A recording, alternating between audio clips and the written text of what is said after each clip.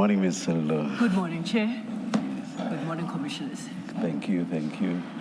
Chair, today yes. we continue with the IDEC stream, and we have Mr. Adams in the witness box, who will be led by Advocate Sigals-Ncube. Thank you. Good morning, Ms. Sigals-Ncube. Good morning, Chair. Thank you. Good morning, Mr. Adams. Good morning, Commissioners. Thank you. Can you please state your full name or place your full names on record? Fadiel Adams. Thank you. Will you be swearing or affirming? No, I will be swearing. Do you swear that the evidence you are going to give is the truth, the whole truth, nothing but the truth? So please raise your right hand and say, "So help me God." So help me God. Thank you very much. What we normally do, Mr. Adams, don't mind the cameras. I see you looking. It's a bit intimidating. in that direction. What we normally do is to start with the witness basically reading or going through their statement without being probed or seriously engaged, with the exception of asking clarity-seeking questions. Ms. Sigals-Ncube will advise how we'll do it when we get to that stage. But I want to raise certain issues right at the beginning before you deal with your statement. Issues that relate to what you said the last time you were here. That was on the 11th of August, eh? Yes. So I want to start there before we get to your statement.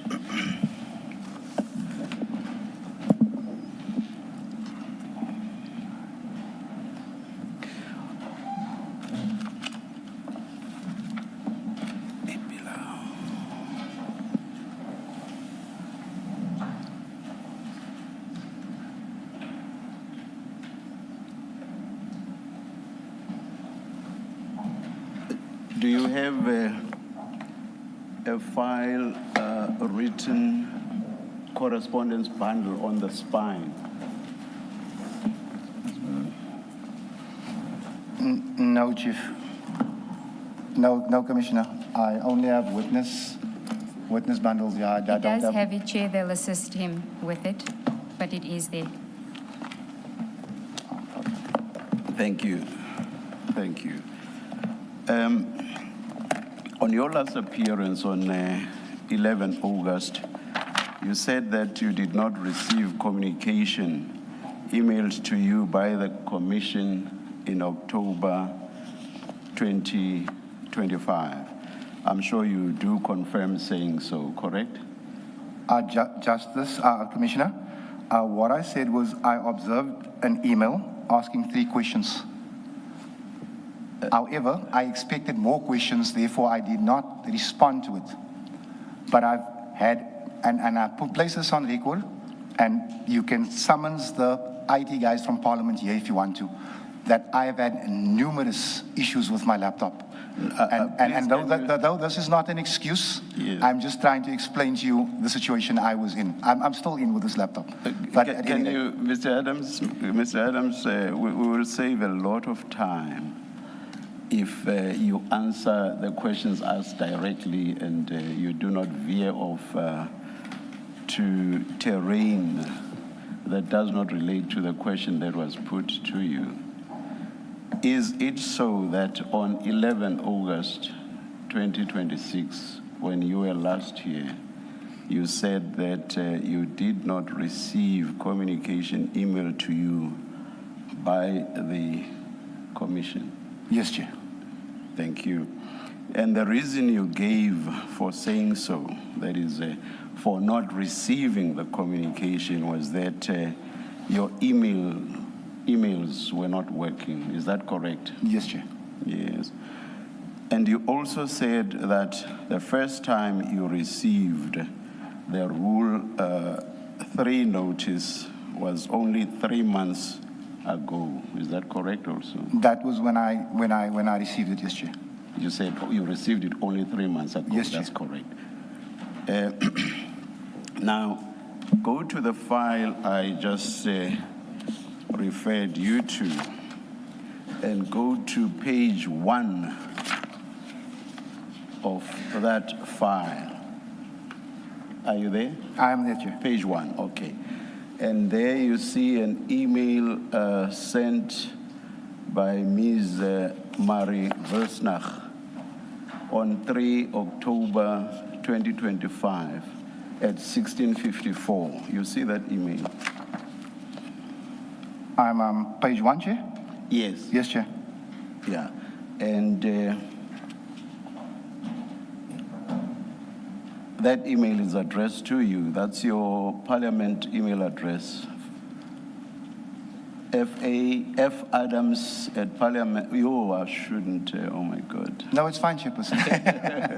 I don't have a problem with my email or phone number out there. That's what it's there for. Yeah, apologies. But anyway, I'm sure you do put out, as parliamentarians, you do put out yours for your constituency and everything else. But apologies anyway. Okay. So it's addressed to you. And that's, as I say, is 3 October 2025 at 16:54. Do you see that? Okay, let me ask you to read that email into the record from where it says, "We hereby attach." And you read up to where it says, "This email serves as part 1 of 2. Please read it yourself. We hereby attach for your attention a notice in terms of Rule 3 of the Rules of the Judicial Commission of Inquiry into Criminality, Political Interference and Corruption in the Criminal Justice System, including transcripts from the testimony of Lieutenant General Mkhwanazi on 18-19 September 2025. The last mentioned will follow in a subsequent email. This email serves as part 1 of 2. Should you have any queries, please contact writer of email. Kindly acknowledge receipt of the attached. Thank you, Mary Wilsnach. Okay, all right, thank you. And you do notice that it refers to a Rule 3 notice. Yes, Chairperson. Thank you. Now go to page 2. And there, do you see the email sent only a minute later? That is at 16:55 on 3 October 2025. You do see that as well. It's also from Ms. Marie Versnach.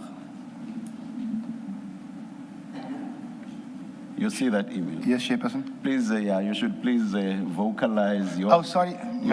Vocalize your agreement. Do not nod, please. Sorry, Chairperson. Thank you.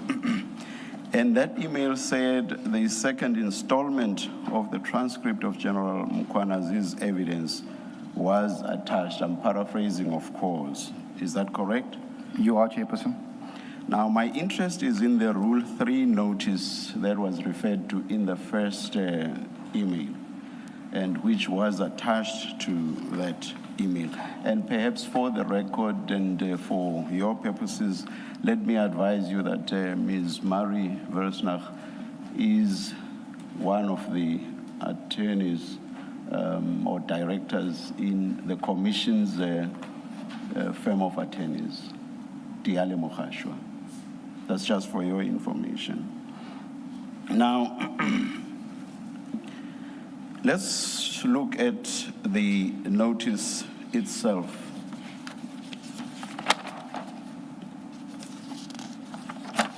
It's at page 3.2. Do you see it? Yes, Chairperson. Now, it says that General Nhlanhla Mkhwanazi implicated you on the matters itemized in paragraphs 1.1 to 1.2. Do you see that? I do, Chairperson. No, I'm sorry, to 1.3, to 1.3. Do you see that? Yes, Chairperson. Yeah. Now, in the main paragraph 4, that is the main part of paragraph 4, read with paragraph 4.1, the notice invites you to respond, and in doing so to address the facts that implicate you and to give an explanation or evidence. Do you see that? I do, Chairperson. Okay.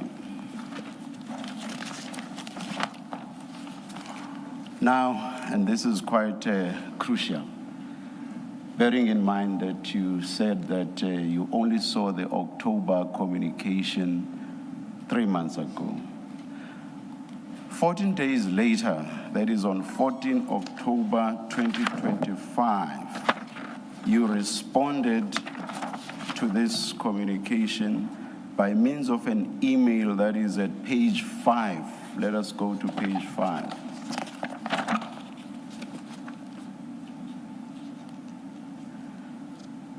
Towards the foot of the page, do you see your response there? Yes, Chairperson. It's addressed to Ms. Marie Versnach. And in your response of 14 October 2025, you request to make your submissions 72 hours after the testimony of General Khumalo. You see that? Yes, Chairperson. Now, if you responded to the Commission's Rule 3 notice only 11 days after it was sent to you, your response, as I said, being on 14 October 2025, you were not truthful when you said you received notice or you only saw the email communication 3 months ago. Am I correct? You were not truthful. If I may, sorry. If I may, Chairperson? Yes. Chairperson, when I responded to this email, it was because when I looked at the section 3, please bear with me, I saw 3 questions. I then responded to Mrs. Wilsnatch because I had been out of the province, struggling with a laptop. I went to Parliament, they fixed it. I responded to her. I said to her, a lot of my testimony will have bearing regarding General Khumalo. If I may have permission to respond to him within 72 hours after, Chairperson. I then left it at that, even after General Khumalo had testified. However, I will admit, Chairperson, that all this confusion regarding the emails and my correspondence is entirely my fault. I could have done better, and I should have done better. My recollection of the email referring to the section 3 is pertaining to the one that comes afterwards, and I did get my dates mixed, and for that I profusely apologize. I also, Chairperson, I sat here on the 11th, and you told me that I wasn't taking the commission seriously. It was something that I disagree with even now. However, I will take full responsibility for all the confusion and all the delay regarding to the emails that came. Parliament will know, and they can deny this again, so I can prove it again, that all email correspondence sent, even from the police portfolio, is sent to my administrator, Baldine Libber, because my laptop just does not respond 50% of the time. So for this, Chairperson, I do apologize to you and everybody profusely, but this was my fault. I will not run from this. You are ahead of me. My question is a simple one. My question is a simple one. It is this. When you said on 11 August 2026, you received communication, that is the email communication of October 2025. You saw it for the first time 3 months ago. That is 3 months now in 2026. That was untruthful. Is that so? Chairperson, in respect of the email mentioned, I was referring to the follow-up emails that I saw later, not this one right here, because I responded to this email. I specifically referred on the 11th of August 2026, I specifically referred when I engaged you to communication sent to you in October of 2025. And it was about that communication that you said you only received it 3 months ago. Am I correct? 100%, Commissioner. Now I will repeat my question for the 3rd time, and I will say, so it was untruthful of you to say that you received or you only saw the communication of October 2025 for the first time 3 months ago. In respect of, yes, Chairperson, that now that I have all the emails, even my response in front of me, yes, the information I submitted was wrong. It was untruthful. Yes, Chairperson. Could you possibly have forgotten that the commission had communicated with you last year already? I did forget about this email right here, Chairperson. I did. I will be honest with you. Now that I look at it, and now that I replay your question to me on the 11th, if I'd had this bundle in front of me, the answer would have been different. There's a lot of correspondence, and perhaps Ms. Sigels-Ncube will, or even my co-commissioners, will take you through it. But what I will say to you is that there are more than one item of correspondence starting from April of 2026, which are reminders for you to file your statement. Are you aware of those? Chairperson, in the last few weeks, I still haven't managed to open all the emails, but I have seen some of it. And again, Chairperson, let me apologize for this. And your team, if I may finish, Chairperson, will tell you that since they've started communicating via the Baldine Libber email address, we've responded promptly as we can. We are going to come to the apology, Mr. Adam. What I want to know is, are you aware of the correspondence that I say starts from April, in which you are first being told, file your statement now, and thereafter you are being reminded to file your statement? Are you aware of that correspondence? Not all of it, Chairperson, but I have seen some of the correspondence. But you've received this file. Have you gone through it? This file? The one that I've referred you to now. This file was given to me yesterday, Chairperson. Did you go through it? It was given to me yesterday also, and I've gone through it, which is why I'm able to engage you on it. It was given to you yesterday. What time? I received 2 batches of emails, Chairperson. The one was at 12 o'clock the night. The other one was at 1 o'clock the afternoon.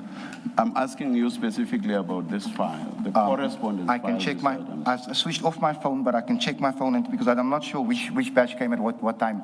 But there were 2 batches of emails that came. The one batch came at 12 o'clock the night. The other one came at 1:25 or 1:12 the afternoon. May I ask for assistance? When was the correspondence filed? Chair, as far as I know, the correspondence bundle was sent to Mr. Adams on Monday. What was sent to him yesterday was documentation that he had sent to the commission, which we had to collate into bundles and send back to him. So everything that he received yesterday are his documents. Everything that the commission gave to Mr. Adams or submitted to Mr. Adams was sent to him on Monday via a link. The hard copies he sees for the first time today because it's the witness bundle. There it is. This was sent to you on Monday.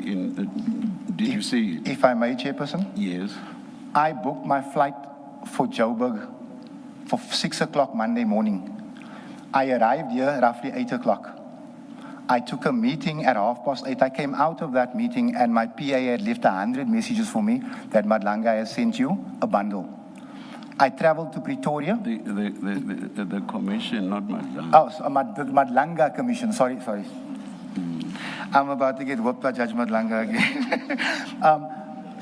It was about 11:30 when she had let me know that the commissioner sent you a bundle.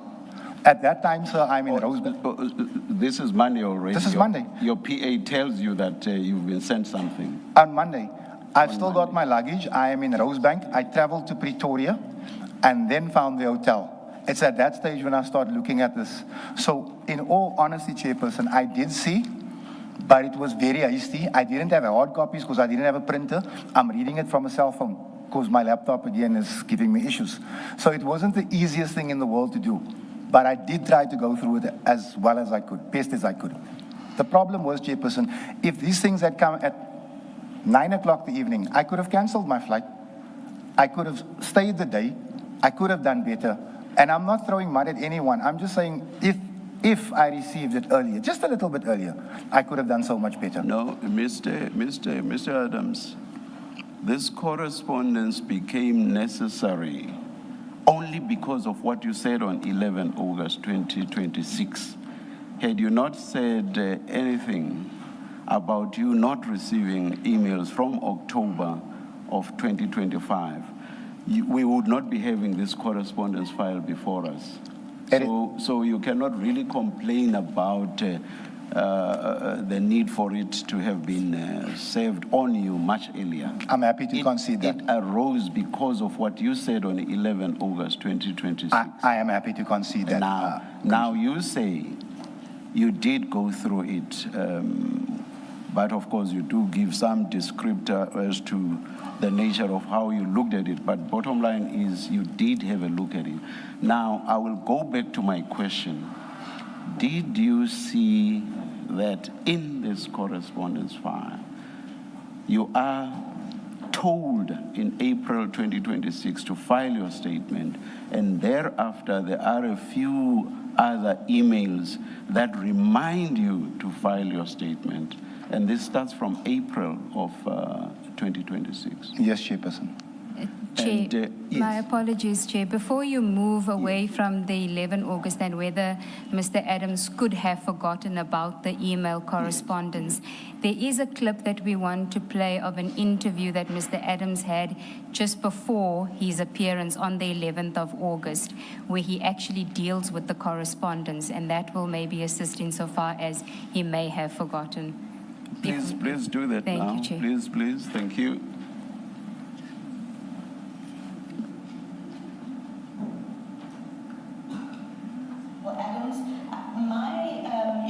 I would like to know why he'd say he's disappointed about the possible postponement if it's his legal team that handed things late on a public holiday. What did he expect? Annexures and a sworn statement?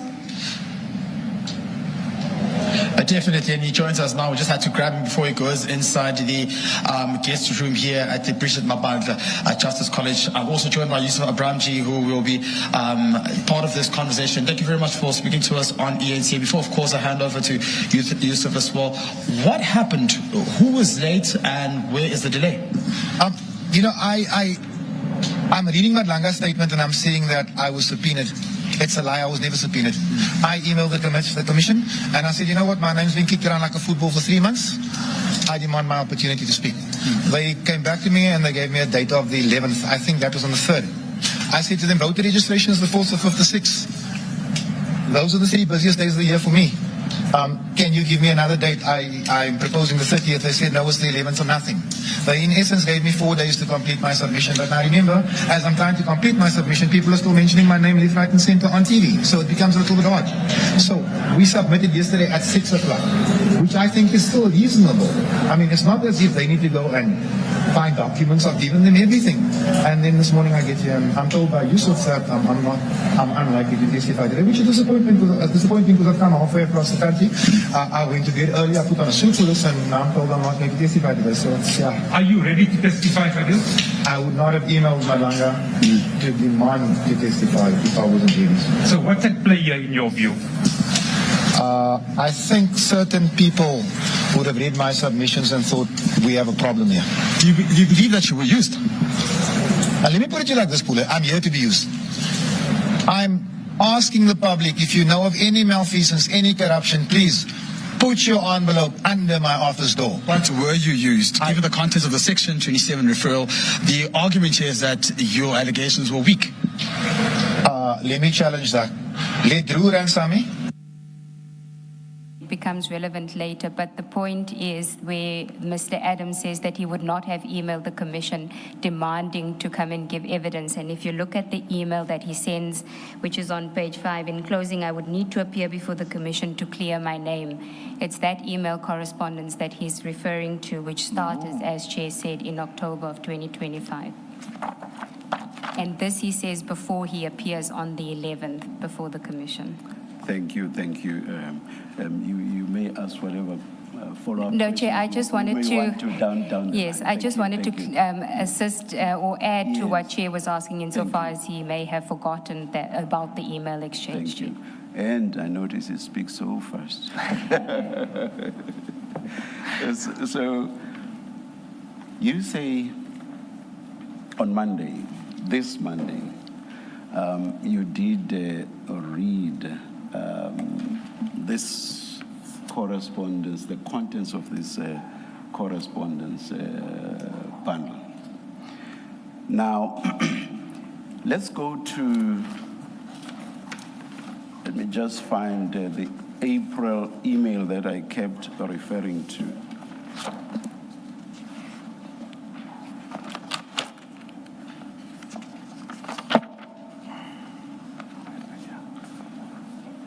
I will read to you. It's also from Ms. Marie Wilsnach. It says, I refer to the Rule 3 notice issued to you. Page 4, I'm sorry. Yes. I refer to the Rule 3 notice issued to you on 3 October 2025 in relation to the testimony of Lieutenant General N. Mkwanazi. We have been instructed to request your response thereto, notwithstanding that the evidence of Lieutenant General D. Kumalo has not been concluded.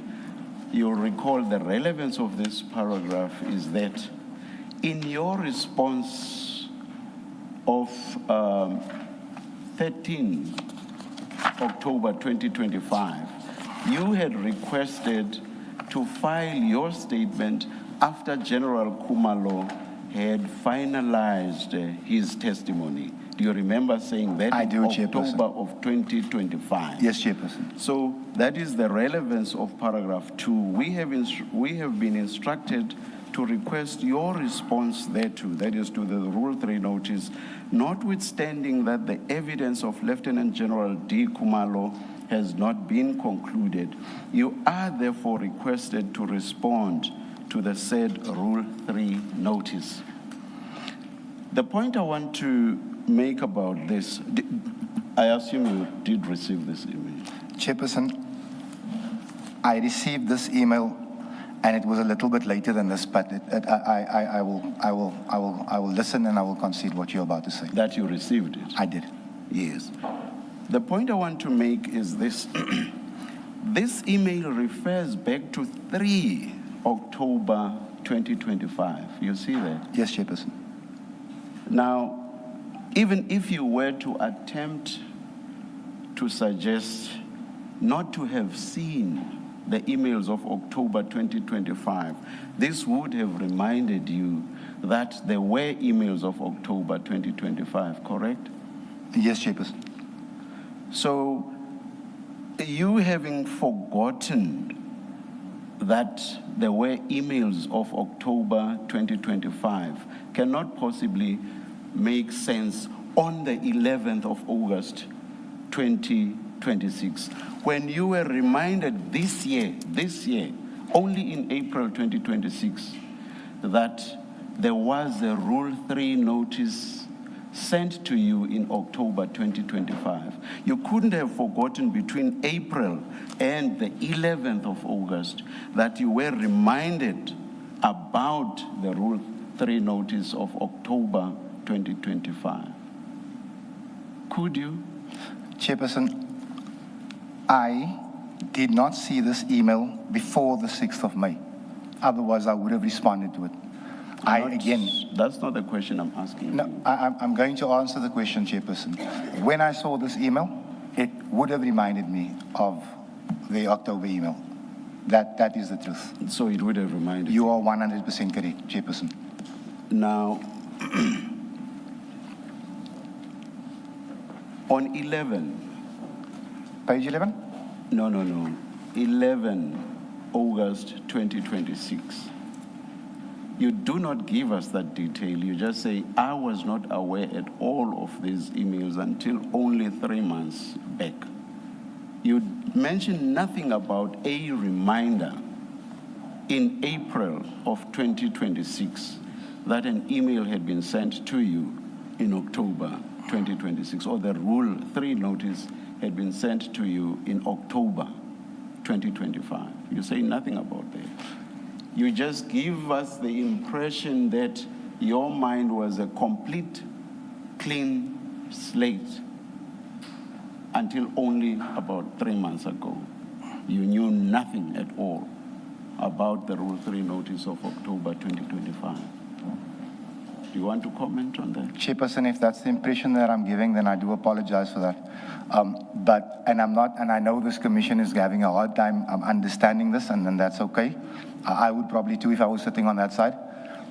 I get hundreds of emails a week, and I struggle to get into the emails most of the time.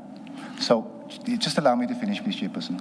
So there are emails. No, I see you shaking your head. No, I did not shake my head. I just moved. Oh, sorry. And you can't control me not to move. No, Chairperson. So what I'm saying, Chairperson, this is actually worse than an oversight on my part. It is.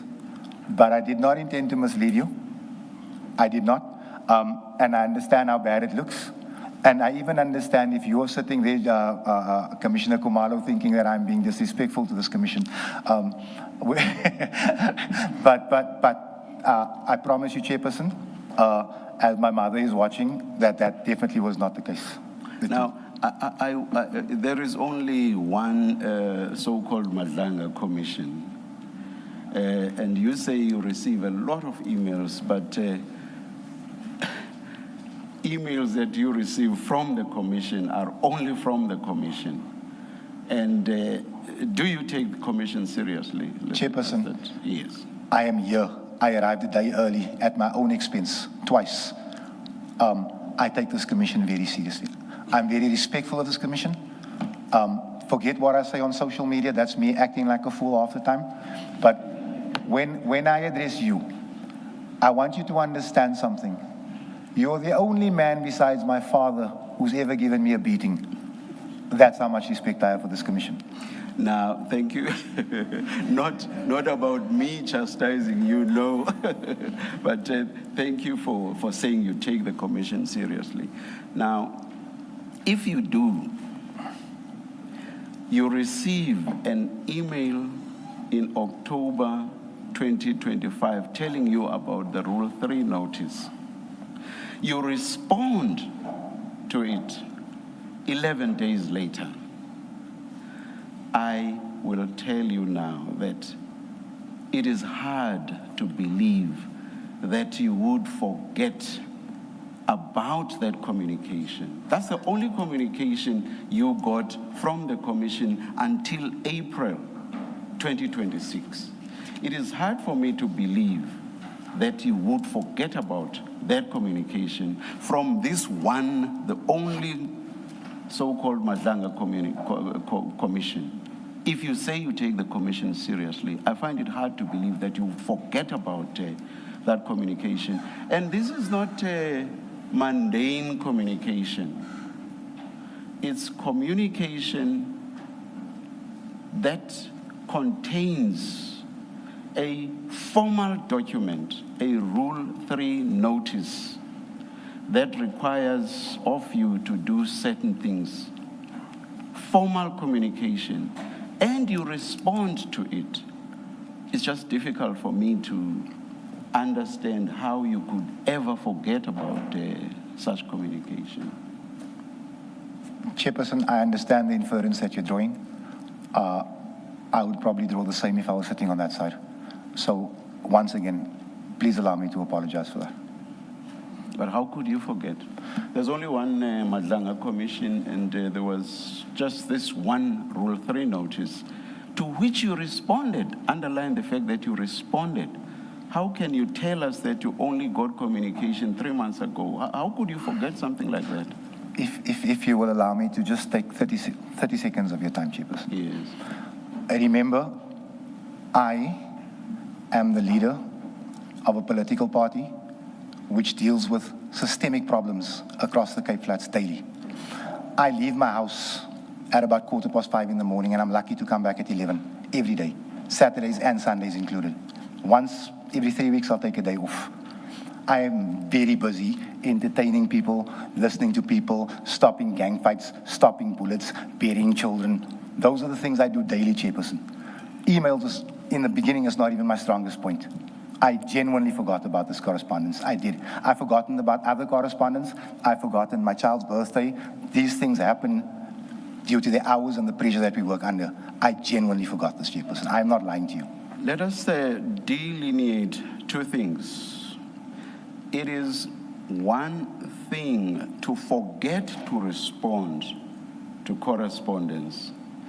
It is quite another to say you do not remember ever receiving such communication. Do you see the difference? I understand, Chairperson. And the point I'm making, so perhaps, not that I necessarily agree with you, perhaps I would understand you better if you said, I forgot to respond to the email correspondence. That's something else altogether. But for you to say you only became aware of it 3 months ago, that is what I have a difficulty with. Not if you took the communication when you received it the first time seriously. And I repeat, there is only one Madlanga commission, and it sent you formal communication, a Rule 3 notice which required a response from you. And again, I say underline, you responded to it. I will, subject to whatever else you say, not believe you when you say it was only in April of this year that you became aware of the communication. That's something that has nothing to do with you being very busy. You being busy may affect you not remembering to respond. Do you see the distinction I'm drawing? I'm not arguing with you, Judge. Do you see that? Please answer 100%. directly. You 100%. see the distinction. 100%. Now, do you accept it when I say to you, it's hard for me to believe that in your mind, you only became aware of this communication 3 months ago? I accepted that 10 minutes ago, Judge. I do. So does it mean you lied to us? No, Judge, I did not lie to you. I did not lie to you. I accept that you may find it hard to believe what I said, but I did not lie to you. Now, Parliament issued a statement once you said that from October last year until whatever time you saw the email communications, your emails were malfunctioning. Parliament issued a media statement. You are aware of that because you even responded to it, correct? Now, in what Parliament was basically saying, you lied. I'm paraphrasing again, correct? Yes, Chairperson. Now, in what it said, it added that each member of Parliament is provided with 3 devices to avert the very problem you were referring to, problems of malfunction with the members' devices. So they said each member is provided with 3 devices. Is that factually correct? That is 100% correct, Chairperson. Now, when you said that you had problems with your emails, and as a result only became aware of the October 2025 communications only 3 months ago, were you suggesting, that is on the 11th of August this year, were you suggesting that all 3 devices were malfunctioning? No, Chairperson, not at all. What were you suggesting? I can hand you my phone right now, Chairperson, my parliamentary phone. You will not find an email account or WhatsApp on here because I don't use it for that because these things get hacked. I've never used it.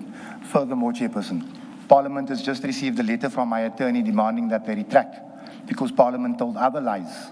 They said I've never emailed the Speaker regarding the PKTT, and there was another email they denied, and we produced both emails, Chairperson. So we are saying to Parliament that it is not my fault that your techies are not logging the work they do on my laptop. I've said it a little bit earlier, Chairperson and Commissioners, that you can summons, I won't even tell you which technician to summons, you can summons any one of them. They've all worked on my laptop, all of them. Now, there's a video clip, the response that I've just referred to, which perhaps for completeness will be played right at the end of my engagement with you. In that response, as part of your support for the allegation or averment by you that your laptop was malfunctioning, you say that you've given evidentiary material in that regard to, you say, the media. Is it correct? That Yes, you say Chairperson, it that? is. What media houses did you give this information to? There's a gentleman at Parliament called Kevin Brandt from ENCA. I sent him the screenshots of the emails that we sent. The rest of it, Chairperson, I'm again inviting the Commission to send someone to ask any one of the technicians at Parliament. It's actually a running joke when I come in there with my laptop because it happens all the time. Can you please share that with us? The emails? Those emails Yes, that you shared definitely. with the gentleman you are referring to. Yes, definitely, I have it here. Do I share it now? Because I don't know how to share it now. During the tea break, perhaps. No, what I'll do, Chairperson, during the tea break, excuse me, is I will call my office and ask them to email it to the Commission. Is that okay? And what do those emails demonstrate exactly? Just in summary by you. The one email, I'm just forgetting, I don't know why I'm forgetting what the other one is, but we have both. The one email relates to my arrest and the PKTT invading Parliament because they arrested me in the parliamentary village. That's an email we sent to the Speaker. It's something that Parliament has denied. And then we produce it. You say that email relates to your arrest? Yes, sir. And then, the second email. Sorry. That's quite recent, and it would not affect the question of you not having seen communications from October 23rd to you receiving or not receiving emails, Mr. Adams. No, then I'm misunderstanding you, Chairperson. I'm asking you about, you say you have proof that you had problems with your emails. Your laptop was malfunctioning. So I've asked you for that proof. Yes. I've said in your own words, please summarize what that proof is. You referred to an email that concerns your arrest, and you've accepted that that has nothing to do with what I'm engaging you on. Now, when I asked you to go on, you then referred to an email about salary increases, and I'm saying to you, yet again, I don't see the relevance of that email to the question whether your emails or your laptop was malfunctioning. I now understand your question. I now understand your question, Judge. Yes. So the evidence that I have that I didn't make up the laptop story for Madlanga is at the ad hoc committee. I am asked by, I think it was Honourable Nola, why I used the laptop of Honourable Sakina Frenchman to email the minister. And my response, and it's in the transcripts, is that, I actually have the screenshot of it, is that my laptop was freezing. So I walked to the office next door and I asked her, can I please send an urgent email to the minister from your laptop? When was this? This was at the ad hoc committee. What date was that? I couldn't tell you the date, but I can find it for you. This year or last year? It would have been earlier this year. Earlier this year?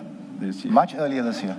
So October up to early this year, no similar communication, or do you have any other proof besides that one email? No, that's the one thing. Or rather, that one event where you use someone else's that's the one event that I can show you to, Chairperson. The rest of it, if the Commission, I will never dream of telling the Commission what to do, but if it pleases the Commission, rather, is to speak to the technicians at Parliament, and they can confirm how many times I've been there with my laptop.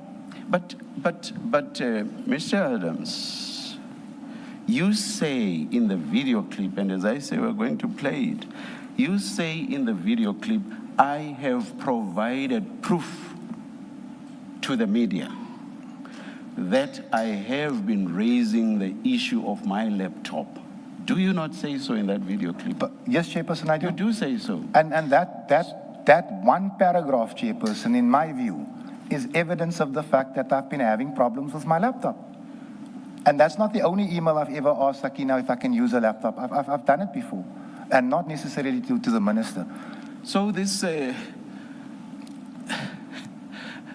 proof is just this one incident. That is the one incident. Just the one incident. Yes, Chairperson. I have provided proof to the media that I've been having this problem, and you refer to the one incident where you are asked by Mr. Ngola why you are using someone else's laptop, and you give this explanation. That's proof that from October until 3 months ago, you have been having problems with your laptop. Chairperson, if I may? Yes. I've been experiencing problems with that thing since it was given to me. It's not since October, Chairperson. No. You don't get my question. I'm asking you a slightly different question. You have said, you have given the media proof, and all you are able to point to is one instance where you used another member's laptop for, I think you said, sending an email, you said. You say you have provided proof. I'm saying the context that we are dealing with here, to which you were responding when you responded to Parliament, concerns you not receiving email from October 2025 until only 3 months ago. Do you accept it? Chairperson, Do you understand that context? I understand the context. Now, it is in that context that I say, you say, I have given proof to the media. For that entire period, October until 3 months ago, the proof, as you call it, relates to one incident when you used another member's Chairperson, I get you. I laptop. I do. That's the proof. And the issue at hand, Chairperson, is the laptop. So if I may, I can do nothing further until the technicians perhaps confirm to you or refute that I've been having issues. Please. I'm not asking whether somewhere else you do have the proof. I'm asking you about what you said in response to Parliament. You said you have proof and you've given it to the media. So the proof that you said you had given to the media was just this one instance of you using some other member's laptop. That's this great proof that you said you have in the video clip. Commissioner? Yes. Commissioner, I say it in the ad hoc committee. My laptop was freezing. I understand your frustration. We are not the. We are not the ad hoc committee, no. And I'm not engaging you about things that happened at the ad hoc committee. I'm asking you about what you said after your appearance here. And I'm referring to that simple statement. After your appearance on the 11th of August. And I'm referring, Chairperson, if I may, if it's my turn to speak to that simple statement, right, that my laptop was freezing even then. So if that is not proof, Chairperson, then unfortunately, the only people that can confirm anything wrong with my laptop, or if I'm even lying to this commission, are the people that work on it. Maybe you don't get me. I'm engaging you on a fact that comes out of your mouth when you are being interviewed on TV after your appearance here. I'm not asking you about whether you in fact do have proof lying somewhere. For example, what you may have said at the ad hoc committee. For example, what technicians may say if they were to be called. I'm not saying they will be. I am asking you about what you said after your appearance here. So this proof, and you made this statement quite forcefully and with a lot of confidence. I have proof. I have provided that proof to the media. Proof of what? Proof of your allegation that from October 2025 until only about 3 months ago, your laptop was malfunctioning. So the proof that you alleged to have provided to the media was this one instance of you using another member's laptop. That's all the so-called proof that you provided to the media. If I may, Chairperson? Yes. The allegation, as I understood it, was I had made up the excuse that my laptop malfunctions. The proof I put forward was, it's not the first time that I said it. It's not the first time I've said it publicly. This is not something I made up for Madlanga. That is the context of it, Chairperson.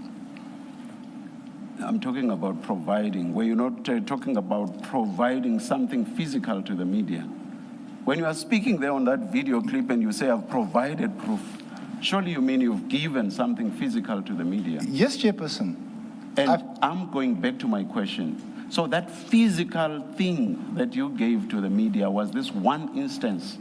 This once, Chairperson. Of you having used another member's laptop? Yes, Chairperson. That's all? And that's this proof that you have? Yes, Chairperson. And how does that prove that from October of 2025 until 3 months ago, your laptop was malfunctioning? Chairperson, my laptop has been malfunctioning. There's nothing I personally can do about it. And I think that's all that I can't elaborate any further. Unfortunately, that's not my question. That's not my question. My question is, how does that one instance of you using someone else's laptop prove that from October 2025 until only 3 months ago in 2026, your laptop was malfunctioning? I'm afraid it doesn't, Judge. It does not. It doesn't. So what should we make of what you said then? You lied, basically, when you said you have proof in the context of October 2025 until 3 months ago. In that interview, you basically told a lie when you said you had proof. Chairperson, it was in the context of I've been lying that there's something wrong with my laptop. That's the context that I provided, the little bit of proof that I had that it wasn't the first time and it wasn't the last time either. That's the context, Chairperson. You already accepted that it was not proof, that one instance was not proof of the malfunction of your laptop from October 2025 until 3 months ago in 20, you've accepted that.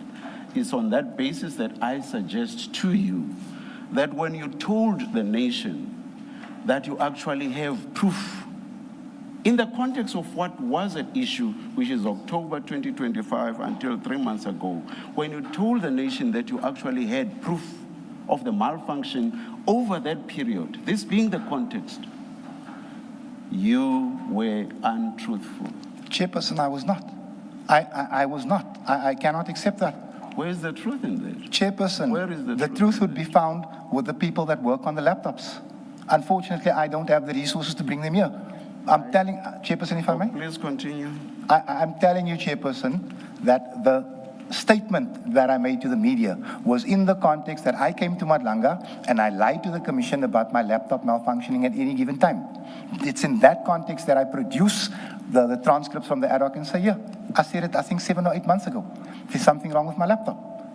It is not for me to sit here and say that, no, I'm unable to access anything because, no, Chairperson. I'm here to tell you that the laptop locks me out of my emails. Sometimes it does not accept my password. Sometimes the thing freezes. And I have no control over it. I'm afraid I may end up sounding like a scratchy record. You go far and wide and leave what I'm dealing with. What I'm dealing with is quite simple, and I've told you a good few times that it's about what you said was your proof. Not any proof, but proof that you had provided to the media. So anything else that you say about the actual malfunction of your laptop has nothing to do with that so-called proof. That's my focus, and it's in that context, the context of your so-called proof, which happens to be this one instance, in the broader context of you having said you had this malfunction from October 2025 until only 3 months ago. So I'm saying, and you've accepted, bear in mind, that one instance does not provide you with proof of the malfunction of your laptop from October 2025 until only 3 months ago. You've accepted that. So in that context that I say, I suggest to you then, Mr. Adams, and please bear in mind the context, please.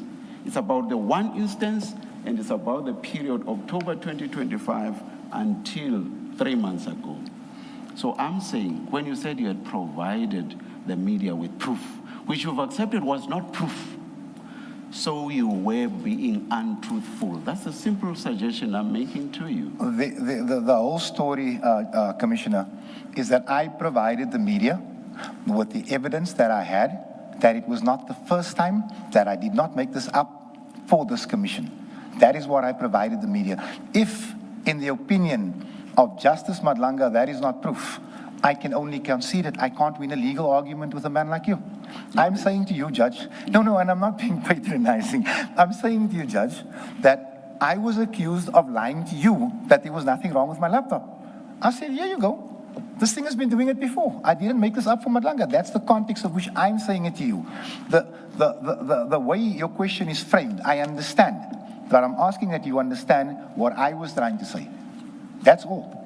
You say that you did say you had evidence, but I asked you here and now to give us that evidence, and the only thing you were able to tell us about is just the one instance when you use someone else's laptop. So whatever other evidence you may have, which you keep referring to, that's not what you said in the context of the TV interview. That interview referred to just this one instance. So in that context, anything else you may have is not relevant to the debate that you and I are having. And it's in the context of our debate or our engagement that I'm suggesting to you that you told an untruth. No, Chairperson, I will not accept that. I also know it's going to be hard for me to win a debate against you, but I will not accept that. That laptop, as in the time period you mentioned, malfunctioned many times. The only people that can confirm this are the people that work at Parliament. The reason for that press conference was Parliament, excuse me, and I'm just going to step off the topic a little bit. Parliament also inferred that I never emailed the Speaker about the securities increase, and I never emailed about the PKTT. And that is why I called that, and I said Parliament is lying. It is in that context because we have the proof of the lies. It is in that context that I spoke, Chairperson, and those emails you will get at tea time. None of what you are saying was part of the proof that you say you provided to Parliament. I'm sorry, to the media. None of what you say, none of this detail was part of what you said you had given to the media. Do you accept that? I do accept that in the context that you frame it, Judge. I have to frame it. No, Judge, like I said, if I may, I want to put up a disclaimer. I'm not fighting with any three of you. I'm not going to win.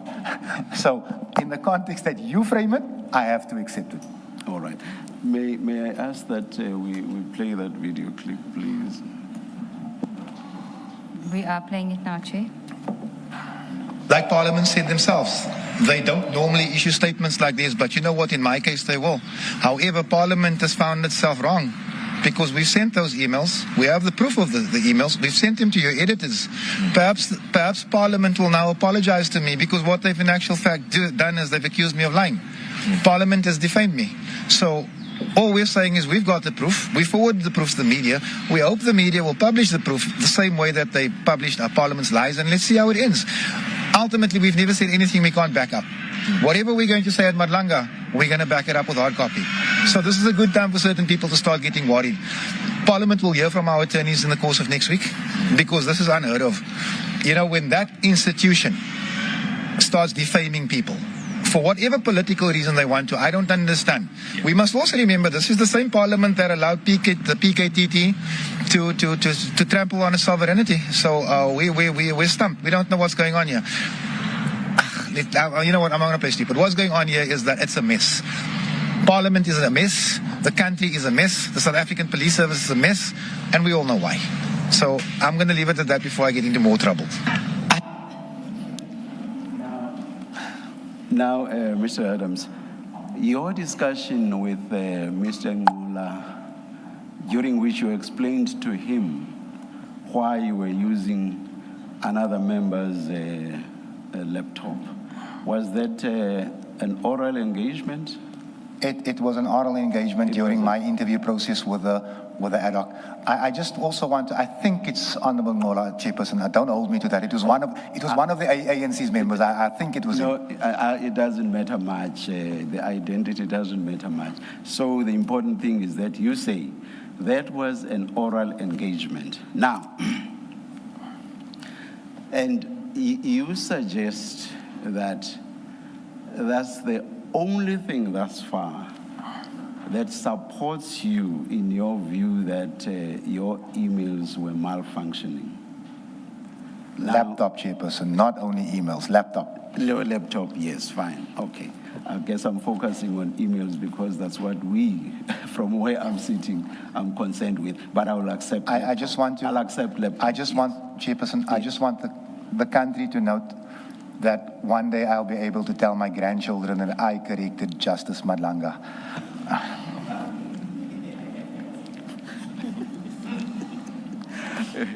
Mr. Adams, now, so that's oral. That engagement with an ANC member of parliament is oral. In that clip, you refer to, open quote, emails, close quote.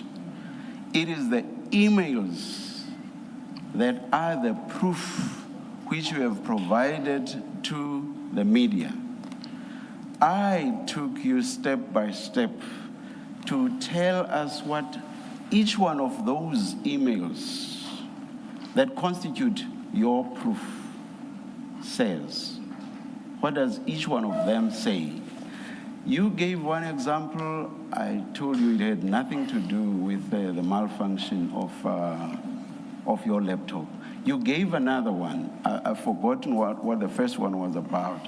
You gave another example. I remember the second example related to salary increases. And you and I again agreed that that too had nothing to do with proving that your laptop was malfunctioning. Now, you refer to emails in the plural. Yes, Chairperson. Where you landed eventually was just this one incident of you using another member's laptop. So where are the emails, plural, Chairperson. that are provided Chairperson. to the media? Sorry. Yes. It's when you pause, I think you're finished, man. Where are the If I may emails? give you context, sorry, Chairperson, it's not, I don't mean to interrupt your speech as you pause, I think you're finished. Maybe to assist me, if you can switch your mic off so I can see the light go off, and then I'll know when to speak. Before you came in front of the entire country again. I'm a very obedient person. I will take the instructions. No, Chairperson, it's a suggestion.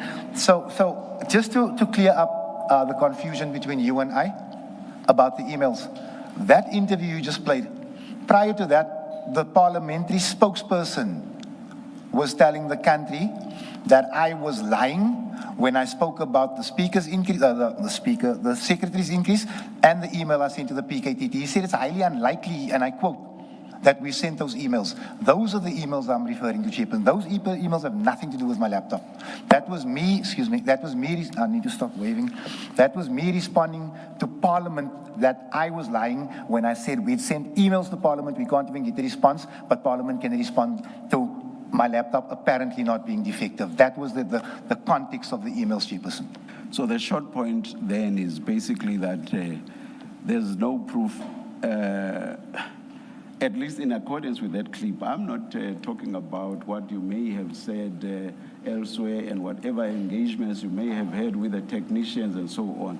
So that clip is by no means suggesting that there's proof provided to the media that your laptop was malfunctioning. Yes.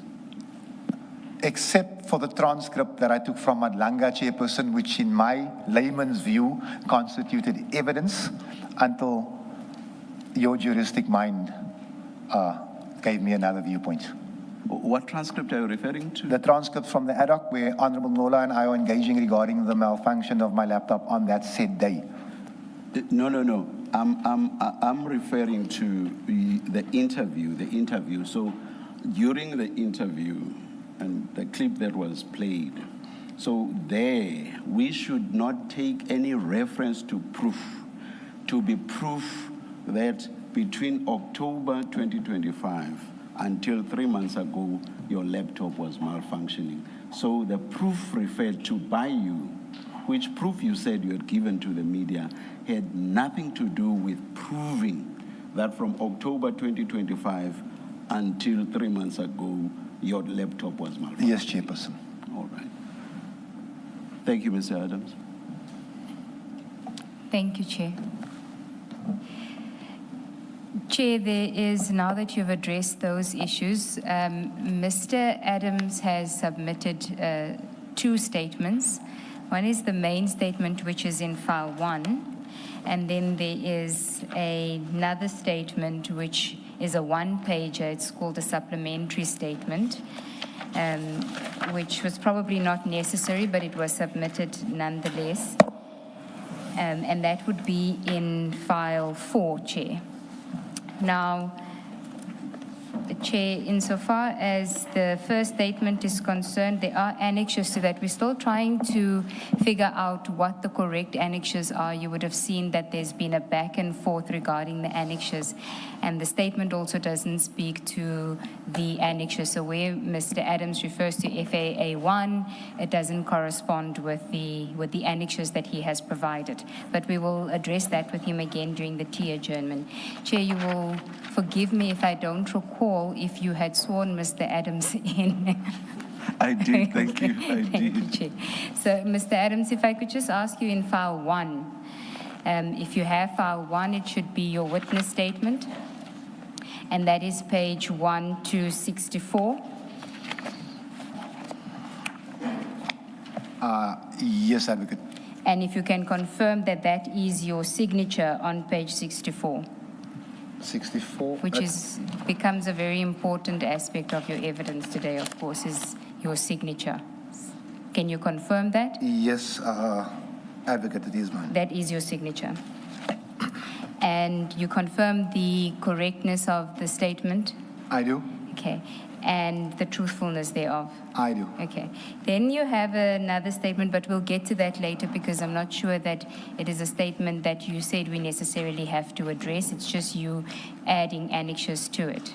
Okay. Now, Chair, Mr. Adams had advised me just before we commenced proceedings that he had received documentation, which he says he received them late, and as a result of that, he had a conversation with his attorney, and his attorney had advised him that he should seek a postponement of his evidence in order for him to consult with his attorney regarding those documents.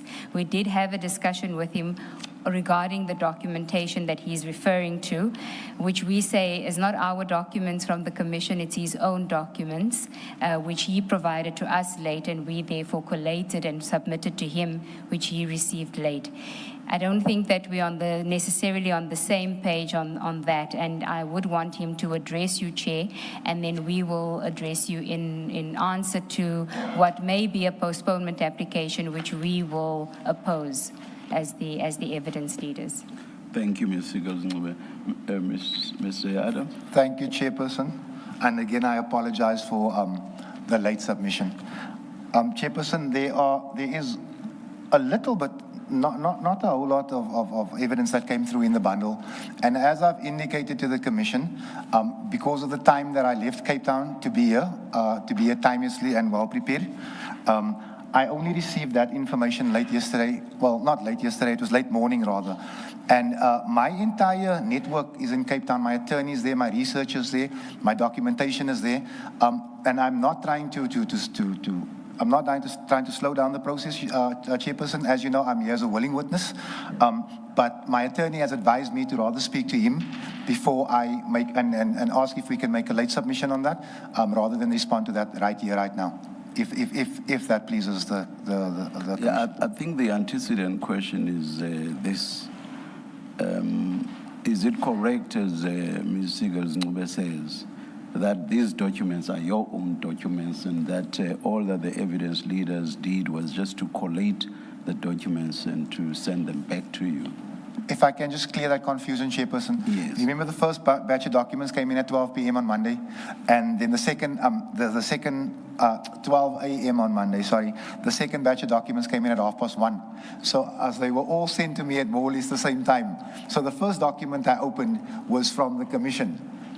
So I assumed that everything was from the Commission, and I sent it off to my attorney, and he said to me, we need to consult before you talk on this. So that is why I'm saying, Chairperson, just because of, it's not a lot. I've actually gone through it, but there are certain aspects that I would, if the Commission allows, prefer to consult with my attorney first. I want to understand what is at issue now. Is it your own documents or not? I'm not concerned about my documents, Chairperson. Those are mine. I'm talking about the few other additions that came from the Commission. And you say those came when? Well, I received them all at about somewhere between 12 and 1:30 because they were coming in bit by bit because of the size of the files. When was this? Yesterday. Yesterday. How many pages? Well, in all, if you take my documents out, I wouldn't be able to tell you off the top of my head. It's like, what are they, Advocate Lee? It's not a very lot, but like I say, my attorney has advised that we should speak first. So I don't know. I'm not a lawyer, Judge. I'm asking for guidance here. But I would imagine your lawyer must understand that with something like this, there are certain pressures, and the lawyer cannot just relax and say, ask for a postponement, and I want to consult with you. The upshot of which is that we should then postpone. That cannot be had merely for the asking. There's no argument from my side, Justice. I'm asking, this is a request. That's all. Let me finish. Especially if, as you say, the documents are not much at all. So the attorney could not just relax and say, just ask for a postponement. I want to consult with you. But let me hear. Are you finished with your submissions in this? I am. Yes, Ms. Chair, may I just address you on the documents that the Commission submitted to Mr. Adams on Monday, so that you can see that what we've given Mr. Adams are extracts from the 9 what we call IDEC exhibit bundles. And we did that because we don't need to deal with all 9 files with Mr. Adams. His evidence is limited to his involvement in these IDEC matters. And maybe it would be best if I do that with reference to the index, the consolidated index, just to demonstrate to the commissioners that what we've provided Mr. Adams is really nothing new, and to the extent that there is anything new, it is something that he can deal with because it relates to his A1 statements that he prepared in the various criminal complaints that he lodged regarding these IDEC matters. So, Chair, what we did was we created a core bundle.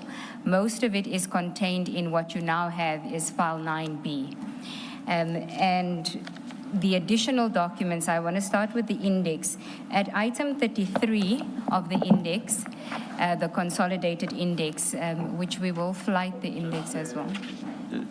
Somebody can assist him with the index. I'm trying to think where's item 33. Chair, the index should also be again in file 9B. There should be a consolidated index in the front of file 9B.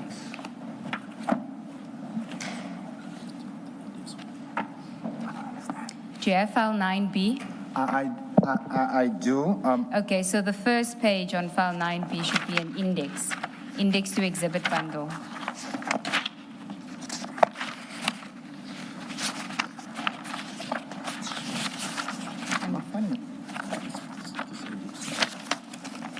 Okay. Yeah, I'm with you. Do the commissioners have the consolidated index? So, Chair, on page 2 is item 33, which we've added to the core bundle. That is Mr. Adams' Section 27 affidavit, which has been prominent in these proceedings. That is what we included in the core bundle. And then item 37 and 38, but only pages 681 to 684 of item 37, which is Mr. Adams' A1 statement in that docket. And you'll see that 37 is quite voluminous, but we've only extracted from that his statement, 681 to 684. Item 38, which is also just his statement. Sorry, the limit in the page number 681 to 68 what? To 684. So it's 4 pages, Chair. Was there a way in which Mr. Adams would have been aware of the cutoff point, the 684? It was just the A1 statements. So we just provided him with the A1 statements, which are relevant to his evidence. All right, okay. Ms. Nobe, does it mean the rest of, and that applies to everything that you're referring to, does it mean the rest of that item 37 came from him? 37 is our IDEC original exhibit bundles that we've been utilizing throughout the IDEC stream. All that we did was we extracted pages 681 to 684 because it's his A1 statement in that exhibit, and we wanted to address that statement with him only, not the remainder of the docket. And that is what we extracted for purposes of him knowing what it is that we're going to deal with. Rather than give him 4,000 pages, most of which are irrelevant for his evidence, we only gave him what would be necessary for his evidence. And that is, so the page 681 to 684 is his A1 statement in that case number, and 38 the same, it's 2611 to 2614 of that bundle. And then on page item 71 to 78, those are also all A1 statements. 71, 72, and 73 are Mr. Adams' A1 statements, which were given to him. And then 74, 75, 76, 77, and 78, those up to 77 are the supplementary affidavits, you will recall, that was commissioned in Cape Town on the 6th of January, 2025. Those were included there. And then item 78, which is the Langlaagte case docket.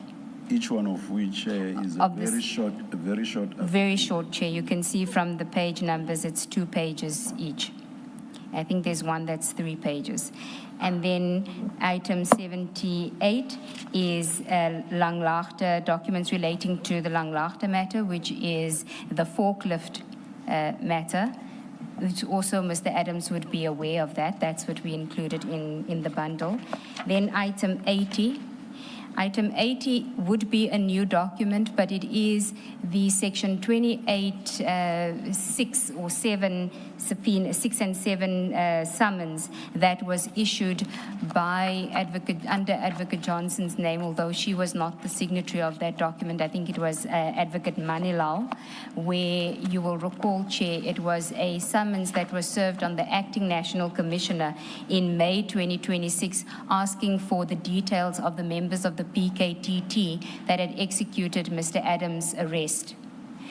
So that was included because Mr. Adams takes umbrage regarding his arrest, and this document would then be relevant as to his arrest and whether information was requested regarding the arresting members, the members that arrested him. That would be a new document for him. But you will see, Chair, it's not a lengthy document, and it really is only to find out to what extent he knows or has any knowledge regarding that process.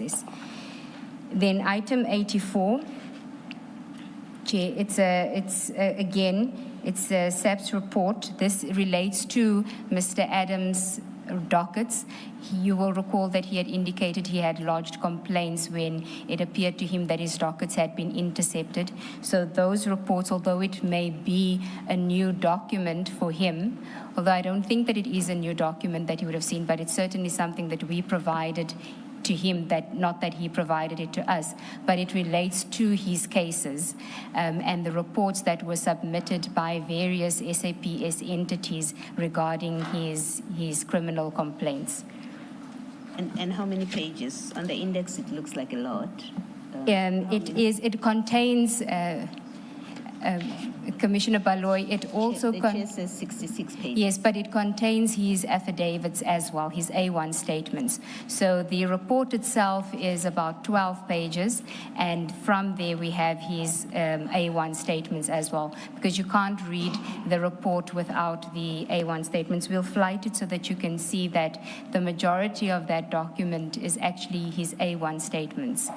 And importantly, what's also contained in there is the A1 statements that were signed on the 6th of January 2025, which we want to ask Mr. Adams about, which Mr. Perumal had, the Perumal affidavits versus the Mr. Rapesu affidavits that we want to ask him about. And then in file 10-2, there are just, it's one document, which is the letter from the Inspector General to Minister Mkunu that we had dealt with Advocate Ramsamy. It was the letter where the IGI was submitting the report to the then Minister of Police. And that is really just a document that we want to ask Mr. Adams if he's aware of that report, because he does make certain allegations about him requesting the report and not receiving a response. And then in file 10-1, Chair, it's item 12, which is a docket summary report by Advocate Ramsamy. She did take us through that report where she had taken the Orlando dockets that Mr. Adams had opened and given her assessment of those documents. That becomes relevant because Mr. Adams suggests that Ms. Ramsamy didn't have the same view about the merits of his case. In his statement, he says she had a different view about the merits of his case. So we've added that summary, that report there. And those are, and then it's what is contained in file 9B, Chair, which, if I could just take you back to the main index. Where are we going now? It's number 85 on the main index. It's an extract of the statement of witness G, and you will see there's only one aspect that relates to Mr. Adams, and it is the opening of his cases in Orlando. It's one paragraph of that statement which we've submitted. Then there is CJC 399D, email correspondence. This just again relates to witness G and the relationship between witness G and General Khan. And then item 87 is a document that Mr. Adams referred to, which we've sourced and attached, which is a national instruction on media communication within SAPS. Mr. Adams questions General Mkwanazi's authority to have called the press conference of 6 July 2025, and he references this national instruction as being, I think what he's suggesting is that General Mkwanazi did not comply with this national instruction. So he will have to tell us what aspect of the national instruction he wants to refer us to.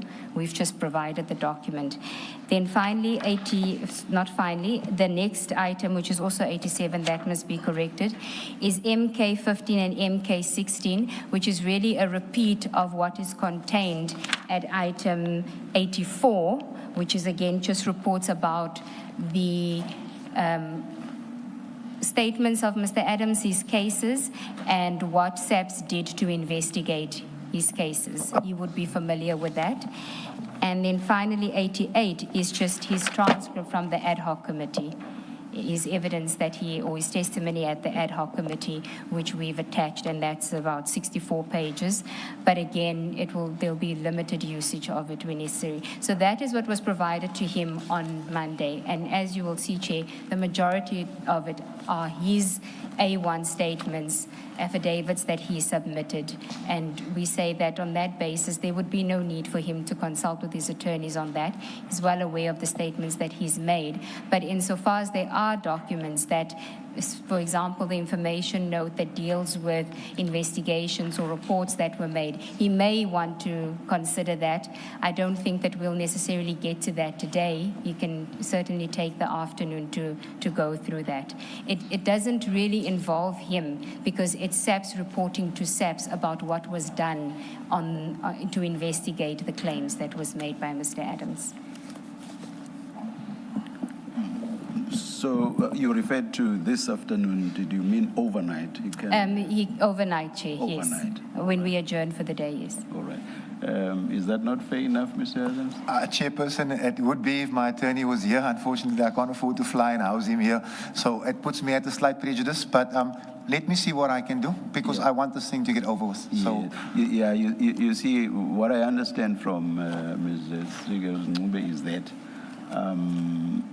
what happens today will not get to the documents which are not your documents, and that overnight that should afford you ample opportunity to then consult with your attorney. The other documents are, as Ms. Sigels-Ncube says, your own documents, your A1 statements and so on and so on. I will just ask the Commission just to understand that these are documents I haven't seen in over 18 months, so it's not as if I wrote it down this morning, but the point is taken, Chairperson. Thank you. Thank you very much. Let's start. I agree with Commissioner Baloyi, Chair. Let's take the adjournment then and resume at 11:30. Let's adjourn.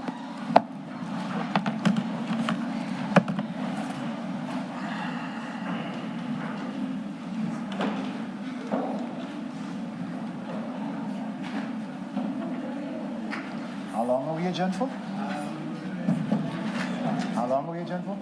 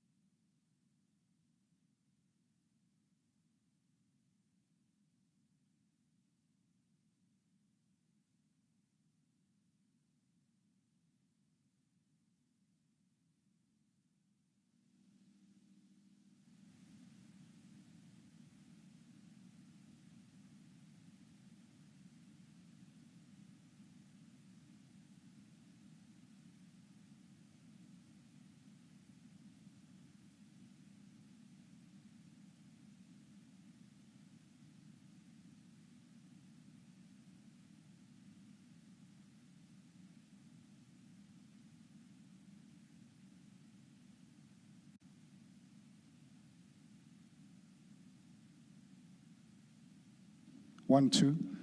All right, it's 29 minutes past 11. We are ready to resume. Please make sure, again, that your devices are quiet. Thank you.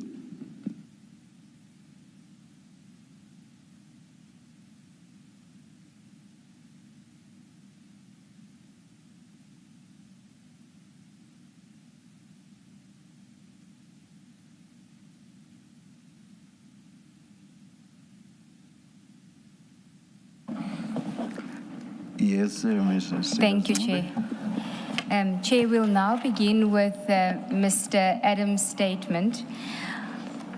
What I propose, Chair, you'll see that it's a 64-page document, and if we were to go through the entire document, I don't think we'll finish in this week to finish on the 64 pages.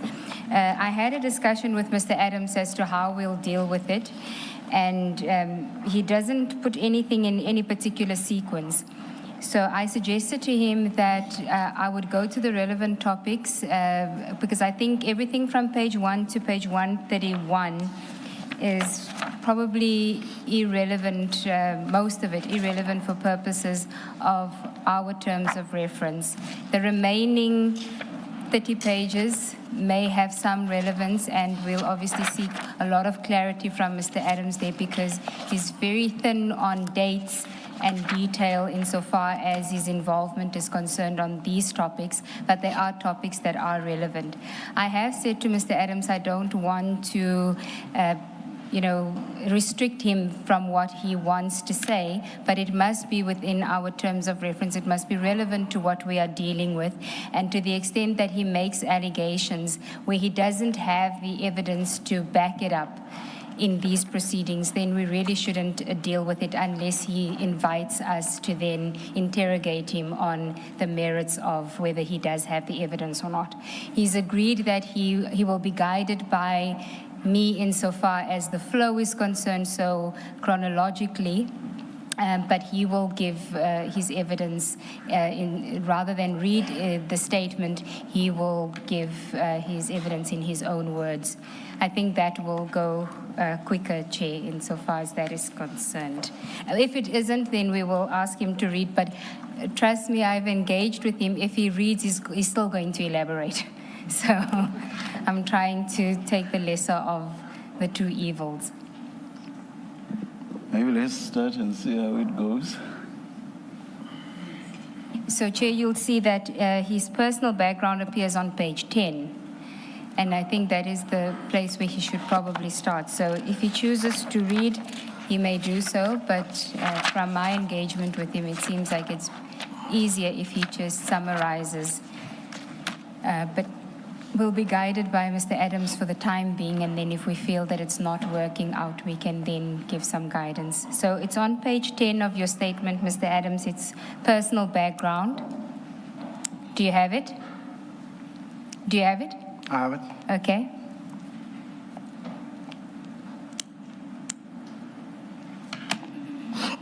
You may proceed. Thank you, Advocate, Commissioners.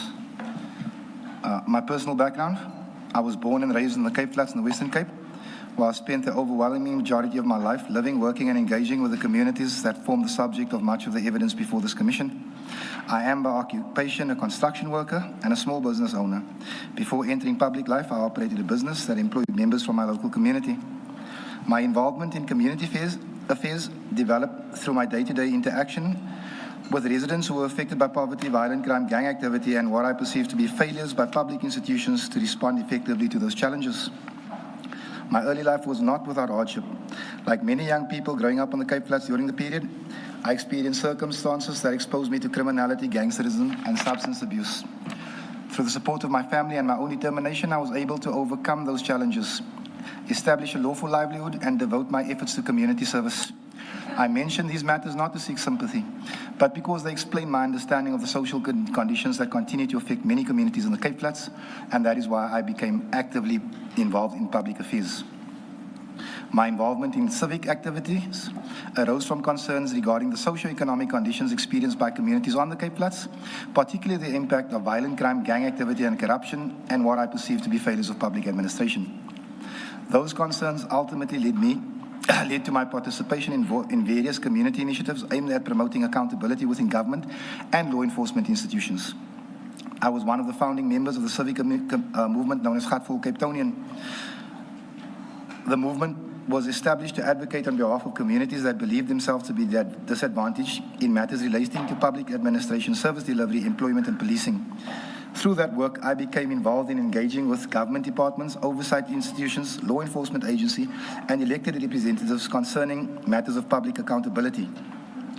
My subsequent election to public office, first as a councillor and later as a member of parliament, substantially expanded my responsibilities and access to information concerning the functioning of state institutions. Those offices also impose upon me statutory and constitutional responsibility to exercise oversight over the executive and organs of state, to raise matters of public concern and to report allegations of maladministration, corruption, and unlawful conduct where appropriate. Over time, my public responsibility brought me into contact with numerous complaints relating to policing, organized crime, firearms control, procurement, intelligence structures, and alleged political interference in law enforcement.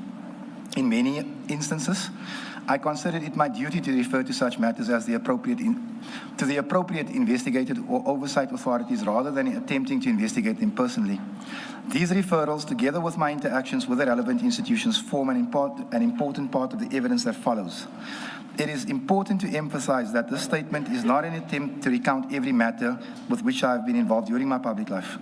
I've confined myself to those matters that are relevant to the Commission's terms of reference, or which provide the necessary factual context for understanding my subsequent interactions with SAPS, the PKTT, crime intelligence, oversight bodies, other institutions referred to in the statement, and my efforts to expose fraud and corruption within government structures.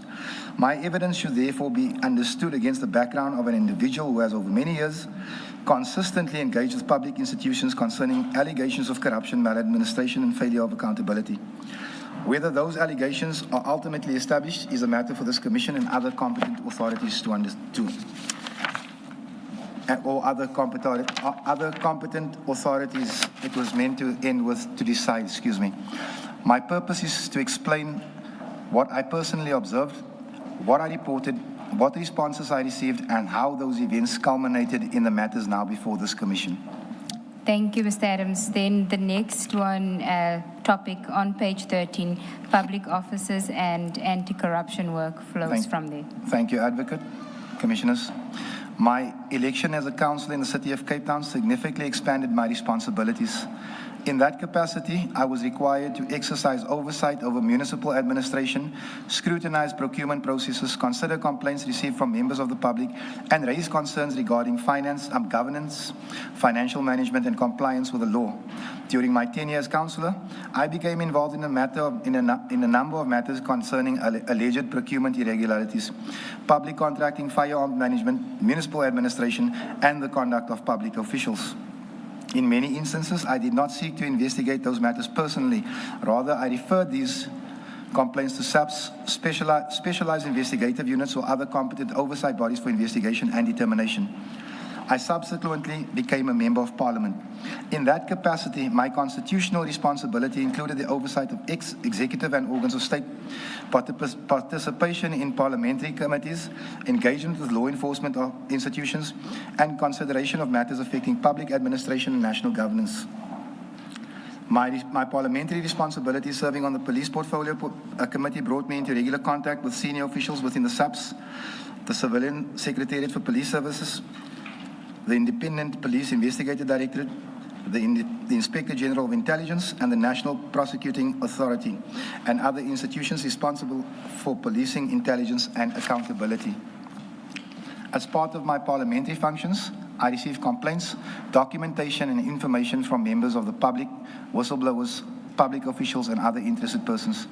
I just wish to pause, Commissioners. It should say, as part of my parliamentary functions and my duties as a councillor at the time. Sorry for that. I regarded it as my responsibility to distinguish, as far as reasonably possible, between allegations capable of immediate verification and allegations required investigation by the competent authorities. Where I consider there to have been sufficient basis for concern, I refer the matters to the relevant investigating body or oversight body, rather than to seek to determine the merits myself. Over time, A number of complaints that I have referred excuse me, related directly or indirectly to matters concerning organized crime, policing, intelligence structures, the PKTT, crime intelligence, alleged political interference in law enforcement, and the integrity of criminal investigations. It is those interactions and the responses I've received from relevant institutions that are principally relevant to the work of this Commission. I emphasize that my evidence before this Commission is not founded upon political affiliation or ideological disagreement with any person or institution. Nor do I ask the Commission to accept allegations merely because I've reported them. My evidence is founded upon personal involvement in making complaints, engaging with state institutions, receiving official responses, obtaining documentation, and participating in oversight processes over a number of years.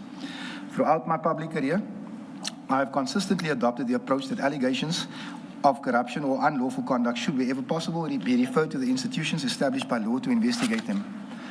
The matters described in the following sections of this statement should therefore be understood against the background of my long-standing engagement with the issues of public accountability and my official interactions with institutions whose conduct now falls in whole or part within this Commission's mandate.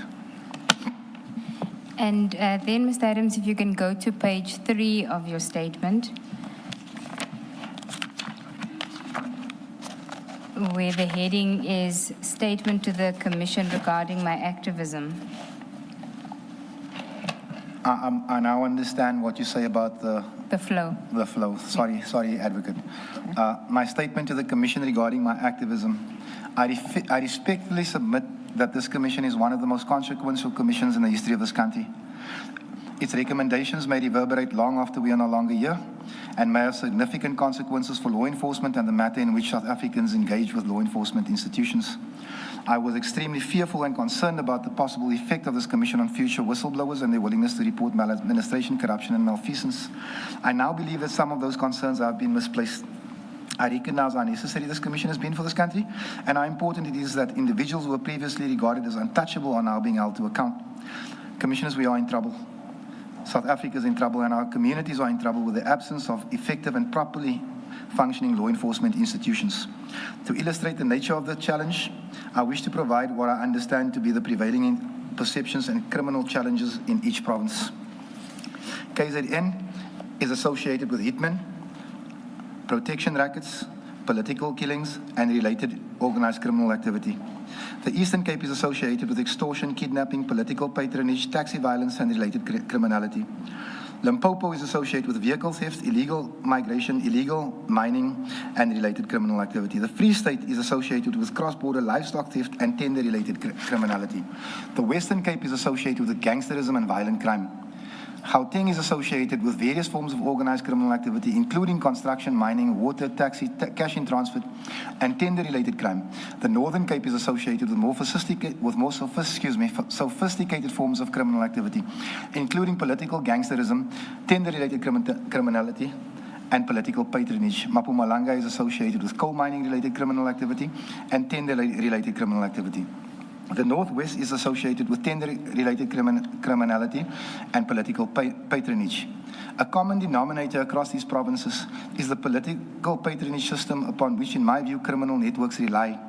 This remains a hidden hand in certain tender processes and may be connected to the killing and intimidation of whistleblowers. South Africa experiences thousands of violent protests every year by people demanding basic services. These protests have become increasingly violent.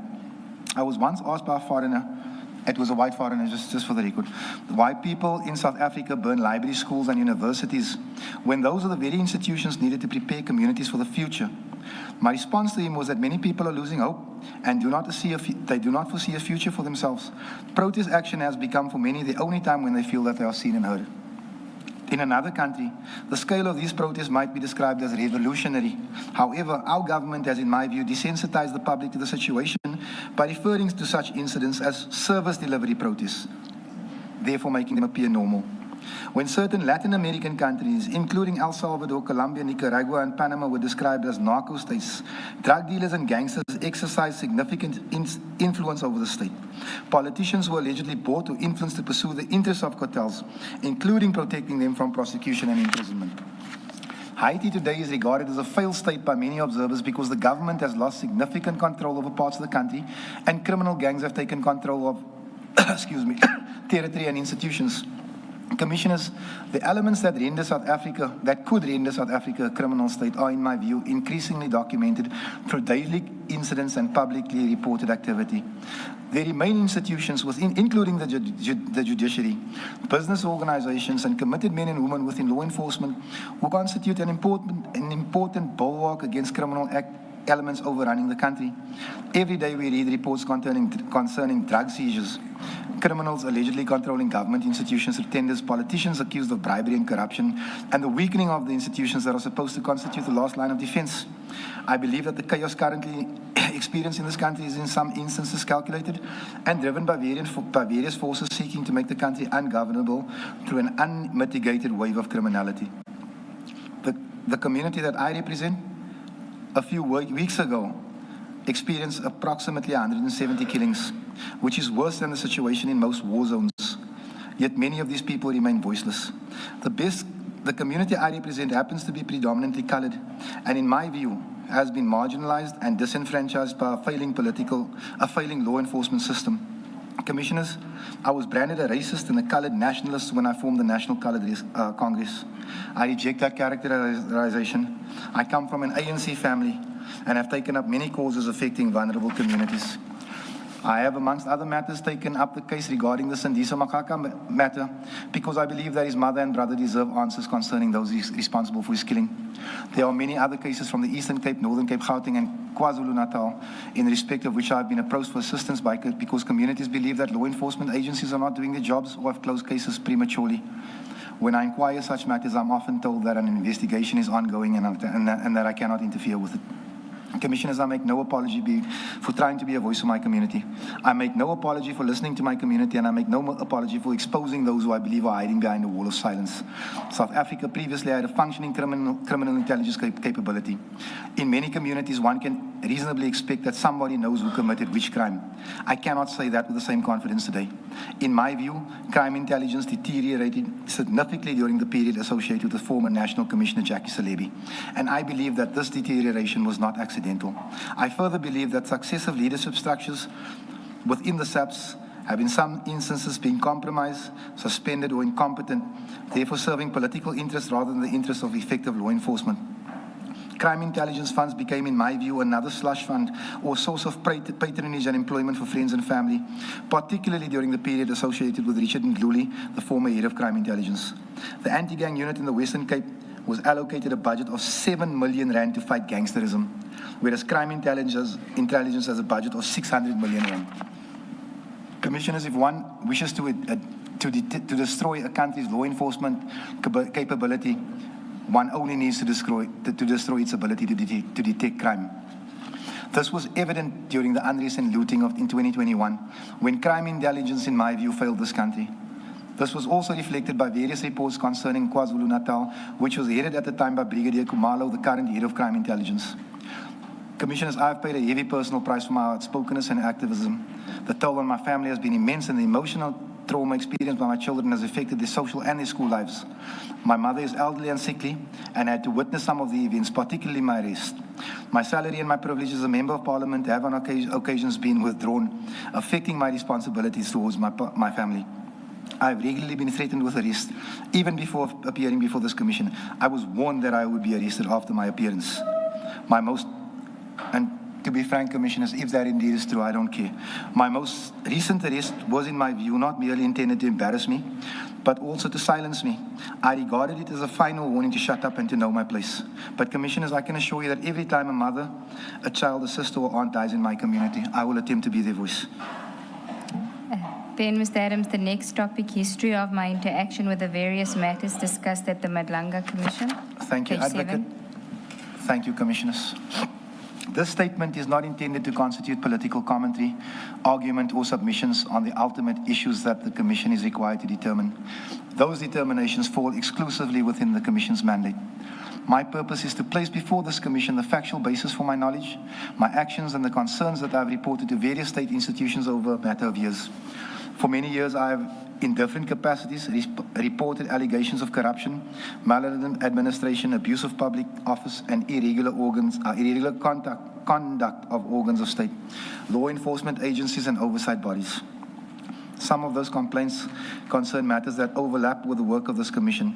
Others provide necessary context to explain how I came to possess certain information, why I engaged with particular officials and institutions, and why I subsequently became involved in matters concerning the political task team, the PKTT, crime intelligence, and related investigations. I recognize that many of the matters referred to in the statement remain the subject of ongoing investigations or pending legal proceedings. Nothing in the statement should be understood as expressing a concluded finding or criminal or civil liability against any individual. Where I refer to allegations, complaints or investigations, I do so because they form part of the factual chronology of evidence relevant to my evidence. I identify the status of those matters wherever I am able to do so. Where reference is made to annexures, those annexures are intended to corroborate or contextualize the facts set out in the statement. They include correspondence, official records, complaints, court documents, transcripts, recordings, and other contemporaneous material generated before or during the events described herein. Before addressing the factual matters that form the subject of this evidence, I consider it important to explain the approach I've adopted in presenting my evidence. Over a number of years, I've been an activist, a community leader, elected public representative, and a member of parliament. In those capacities, I have frequently spoken publicly on matters of corruption, organized crime, policing, governance, and public accountability. Those engagements have necessarily involved political debate, public advocacy, and expression of opinions concerning the matters of public importance. I appreciate that my role before this commission is fundamentally different. I appear before the commission as a witness, not as an advocate, commentator, or politician. I fully recognize that the commission's function is to make findings based upon reliable evidence rather than rhetoric, opinion, or political persuasion. I have therefore sought to present my evidence in a manner that assists the commission in discharging its mandate. Throughout the statement, I have endeavored to distinguish carefully between the facts that I personally witnessed, the actions that I took, the information communicated to me by identifiable individuals, which I identify as such, and opinions or concerns that are held relevant at the time where those opinions are necessary to explain my conduct or my actions. I do not ask the Commission to accept any allegation merely because I've made it. Where documentary or other corroborating evidence exists, I have identified. Where investigations remain pending, I have attempted to indicate the fact. Where I rely upon information obtained by others, I identify the source wherever I am able to do so. I also recognize that some of the matters referred to in the statement are or have been the subject of criminal investigations, civil litigation, or other processes. Where I express concerns, suspicions, or inferences, I do so because they explain why I've acted as I did, why I referred matters to the relevant authorities. I respectfully leave the determination of the facts and the drawing of ultimate conclusions to this commission. I understand that my evidence, like that of every witness, must withstand scrutiny. I welcome that scrutiny. It is in that spirit and with due regard to the solemnity of these proceedings that I place the following evidence before this commission. Then the next topic is on page 15, but I propose that we not go through this topic. It's a duplication of what you deal with on page 18 onwards. So it's really a summary of the allegations. It's called Nature of Complaints Made Over the Years, and then you deal with it in detail from page 18. I would suggest that you just read paragraph 125 on page 18 into the record. Thank you, Advocate, Commissioners. I respectfully submit there is not any single complaint that is significant. Rather, it is the cumulative pattern of interactions within state institutions, the responses that were provided to me, the investigations that followed, and the events that ultimately culminated in my own interactions with the PKTT, crime intelligence, and the matters now before this investigation. Before this commission, excuse me. Then the next topic, engagement with law enforcement agencies and oversight institutions. Thank you, Advocate. Thank you, Commissioners. Throughout my public life, I've consistently adopted the view that allegations of criminal misconduct, corruption, or abuse of public office should be reported to the institutions established by law to investigate such matters. I have therefore sought wherever reasonably possible to utilize official reporting mechanisms rather than attempting to investigate or determine such matters myself. In the ordinary course of my work as a community activist, councillor, and later a member of parliament, I engage with numerous law enforcement and oversight institutions. Those engagements arose from complaints made by members of the public, information that came into my possession, matters uncovered during oversight work, and documentary material that appeared to disclose possible criminal or unlawful conduct. On many occasions in the Parliamentary Committee, I sought to hold SAP's management accountable for various issues. The records of Parliament will reflect those engagements. For the purposes of this statement, and having regard for the limited time available to me, I will concentrate on issues that have subsequently come to the attention of the Commission. It has been deeply frustrated because in my experience, the Portfolio Committee on which I serve sometimes fails to hold the SAP's management adequately accountable and instead permitted SAP's management to obfuscate, avoid questions, or rely upon standard answers such as we cannot answer the question because it is under investigation. We cannot answer the question because of security-related matters. On a previous occasion, I asked the National Commissioner how many members of his family worked in his office and whether those persons had gone through the proper appointed process. On the 18th of September 2024, I asked the National Commissioner General Fani Masimola to explain why Lieutenant General Dumisani Kumalo had been permitted to purchase a redundant cell phone grabber. No satisfactory response was provided. Please see Annexure FAA1. Page 8. In my view, the National Commissioner was permitted to avoid accounting to the Portfolio Committee concerning this matter. However, Brigadier Tiani Shlongweni has subsequently articulated reasons why, in his view, public funds have been wasted. This does not excuse what I believe to be a failure to account to the Portfolio Committee. Just for noting purposes, our commissioners are Brigadier Tiani Shlongweni was the CFO for the crime intelligence, what is called the slush fund. On 12 March 2025, I asked the National Commissioner about the top-level security clearances of senior SAPS officials. This included the issue of Lieutenant General Kumalo, whose first security clearance was allegedly fraudulently obtained. Please see Annexure FAA2. On 19th February 2025, I asked the National Commissioner to please provide to the Portfolio Committee the names of generals, including provincial heads, who lacked appropriate security clearance.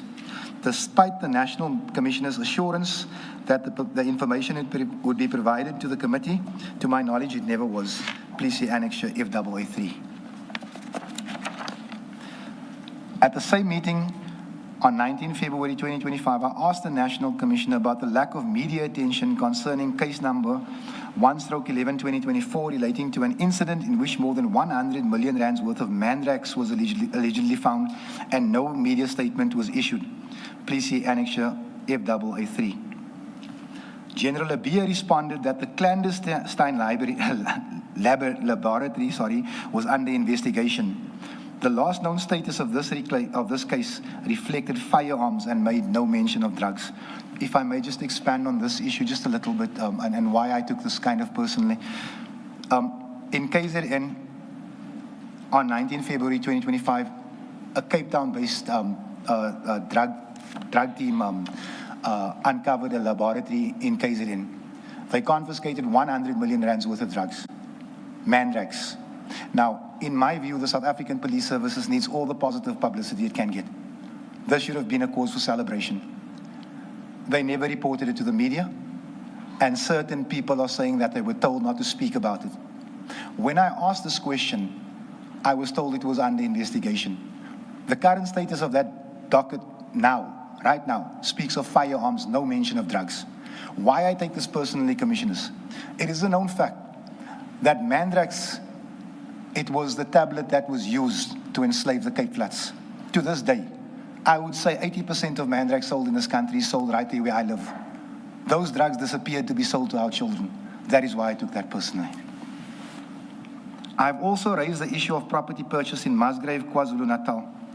My concern was that crime intelligence did not have a mandate to procure properties outside the prescribed process, and that to my knowledge, there had been no deviation or approval. I further raised concerns that the property price appeared to be significantly inflated. On 15 September 2025, I emailed the Inspector General, IGI, concerning the matter. A complaint had been lodged, and the IGI subsequently confirmed to me that he had completed his investigation and the final report had been provided to the Minister of Police. Please say Annexure FAA4. I requested of the IGI as a copy of the report. The IGI, I think I was stupid with that, but anyway, the IGI informed me that it was not possible or lawful to provide such a copy to me. I accepted that. I subsequently contacted Minister Nkunu, but did not receive a response. At that stage, I became concerned that there might be a cover-up of this report. Please say Annexure FAA5. Depending upon the nature of the complaint, I referred matters to SAP's specialized investigative units within SAPS, the WARCS, the NPA, IPA, the IGI, parliamentary committees, and other competent oversight bodies. My purpose in referring these matters is never to determine guilt or innocence. Rather, it is to ensure that allegations which appeared to disclose possible criminality or serious administration were investigated by the authorities entrusted by law with those responsibilities. Excuse me. In many instances, my involvement concluded once a complaint had been submitted together with the documentation that was available to me. In other matters, I was requested to provide further information, clarify aspects of the complaint, produce documents, identify witnesses, or cooperate with investigators. Commissioners, in some cases, I'm unable to receive the further information. For instance, the source may say to me, I'll get you that, and then he's unable to. Or the source may turn around and say, please don't mention my name. So in some cases, I do lay charges, and unfortunately, nothing is able to happen. My level of involvement, therefore, vary depending upon the nature of complaint and the responsibility of the investigating authority. During these engagements, I became familiar with the manner in which different investigative and oversight institutions responded to complaints of corruption and organized crime. Some complaints were investigated promptly, others were referred between institutions, and some appeared to progress slowly or not at all. I do not suggest that every delay or outcome was improper. I merely record my observations because they form part of the factual background against which the matters now before this commission have developed. As the number of complaints increased over time, I observed that certain investigations begin to overlap. Matters involving organized crime, firearms, procurement irregularities, intelligence structures, and policing increasingly involve recurring institutions, officials, or investigative structures. It was through these recurring interactions that I became aware of issues relating to crime intelligence, the PKTT, and allegations of interference with criminal investigations. I wish to make it clear that I did not ask the Commission to infer wrongdoing merely because I lodged complaints or because investigations are initiated. The existence of a complaint is not proof that it is true. My evidence concerns the fact that complaints were made, the information upon which they are based, the responses I received from the relevant institutions, and the events that follows. In several instances, I retained copies of correspondence, acknowledgements of receipt, emails, affidavits, recordings, and other contemporaneous documents generated during my engagement with the relevant authorities. Some of those documents have been preserved, were available, and annexed to this statement, or will be made available to the Commission as we have it. They provide an objective record of many of the interactions described in the chapters that will follow. I again apologize for documents that I may have omitted. Such omissions were not deliberate, but have resulted from circumstances sometimes beyond my control. My engagement with these institutions was not confined to reporting complaints. In my capacity as a Member of Parliament, I also exercised parliamentary oversight by posing questions, participating in committee proceedings, scrutinizing reports, and engaging directly with senior officials concerning matters falling within their respective mandates, including in terms of Section 55.2 and 56 of the Constitution. These engagements frequently provide additional context for complaints that have already been referred through formal law enforcement channels. As a source of further information, I also conducted parliamentary oversight visits in accordance with the National Assembly Rule 201.6, where I received complaints regarding further investigation or oversight. In the chapters that follow, I deal with each of the principal engagements separately, identifying the chronology of events, the institutions involved, the documents relied upon, the responses received, and where applicable, the significance of those events to the Commission's term of reference. Then, still on page 23, the next topic, complaints concerning crime intelligence. There are some complaints that are historic that don't really relate to the issues that you were asked to address. So at some point, I'm going to ask you to skip some paragraphs. But you can start with 169. With respect, Advocate, if I may ask on this paragraph, if I may be allowed to read everything into the record. Okay. Thank you very much. My concerns concerning crime intelligence. Crime intelligence is at the heart of the fight against crime. And this is in my view, the pulse of policing in relation to crime prevention and detection. A malfunctioning crime intelligence unit has extremely far-reaching consequences for the fight against crime, as is evident from the current situation. In my view, crime intelligence in South Africa, particularly since 2000, has been used for various purposes, including political battles, patronage, and the maladministration of slush funds. I believe this was perfected during the period associated with Richard Mdluli. In my view, crime intelligence operated on a nepotistic basis involving jobs for friends and family, and at times functioned more like a glorified employment agency. I have attached an example of nepotism in Annexure FAA26. Numerous reports have previously been commissioned concerning crime intelligence and its weaknesses, but in my view, insufficient action was taken to eradicate the problems that have developed.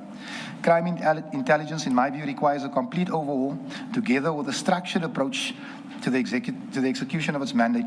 Unfortunately, it appears to me that Lieutenant General Khumalo has followed in the footsteps of his former leadership within crime intelligence.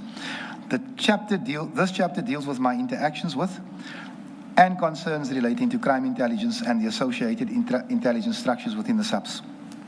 The matters described herein do not arise from a single event. Rather, they develop progressively over a period of time through complaints received by me, documentation that came into my possession, my engagement with oversight institutions, and my interactions with members of law enforcement. My interest in matters relating to crime intelligence arose in the course of performing my duties as a councillor and later as a member of parliament. During that period, I increasingly encountered allegations suggesting that intelligence structures were becoming relevant to complaints involving organized crime, policing, political interference, and the administration of criminal investigations. I regard crime intelligence as having been a festering open wound that has continued to attract undesirable and in some cases criminal activities since approximately the year 2000, although similar problems may have existed to a lesser extent even before then. In my view, successive heads of crime intelligence were selected in circumstances that gave rise to concerns regarding political influence and accountability. During this period, the crime intelligence budget also increased disproportionately compared with other internal policing units and divisions. In my view, crime intelligence was not always utilized primarily for intelligence gathering, but at times was used for personal gratification, patronage, and employment of friends and associates. At the outset, I did not possess sufficient information to determine whether all of these allegations were well-founded. My approach was therefore not to make public findings or conclusions, but to seek further information, preserve relevant documentation, and refer matters to the authorities responsible for investigating them. As additional information became available, I observed recurring references to officials within crime intelligence, the administration of intelligence resources, security clearances, intelligence oversight, and the interaction between intelligence structures and criminal investigations. It was these recurring themes, rather than any preconceived belief, that caused me to examine the matters more closely. Where I received documentary material that appeared to disclose possible irregularities, I sought to preserve that material in its original form and, where appropriate, refer it to the competent authorities. Where information was communicated to me by third parties, I attempted wherever possible to identify the source of that information and distinguish between verified facts, allegations requiring investigation, and matters that could not be independently confirmed. During the course of my parliamentary duties, I also engaged with senior officials and oversight institutions concerning matters relating to policing and intelligence. Those engagements, together with official correspondence and responses received from the relevant institutions, assisted me in understanding the statutory framework governing intelligence structures and the mechanisms established to ensure their accountability. Certain concerns that I raised were subsequently referred to or considered by oversight institutions, including the IGA, the IGI, and other competent authorities. I do not suggest that the existence of such referrals establish the correctness of these allegations. I refer to them because they demonstrate that these matters were considered sufficiently serious to warrant investigation by institutions responsible for intelligence oversight. As my engagement with these matters continues, they increasingly intersected with issues concerning the PKTT, allegations of political interference in policing, the appointment and deployment of senior officials, security clearances processes, and the integrity of investigations falling within the Commission's terms of reference. The purpose of this chapter is not to invite the Commission to draw conclusions concerning crime intelligence as an institution or any individual official. Rather, it is to explain how my interactions with intelligence-related matters developed, the steps that I took to report my concerns through official channels, and the factual background against which the subsequent events described in this statement occurred.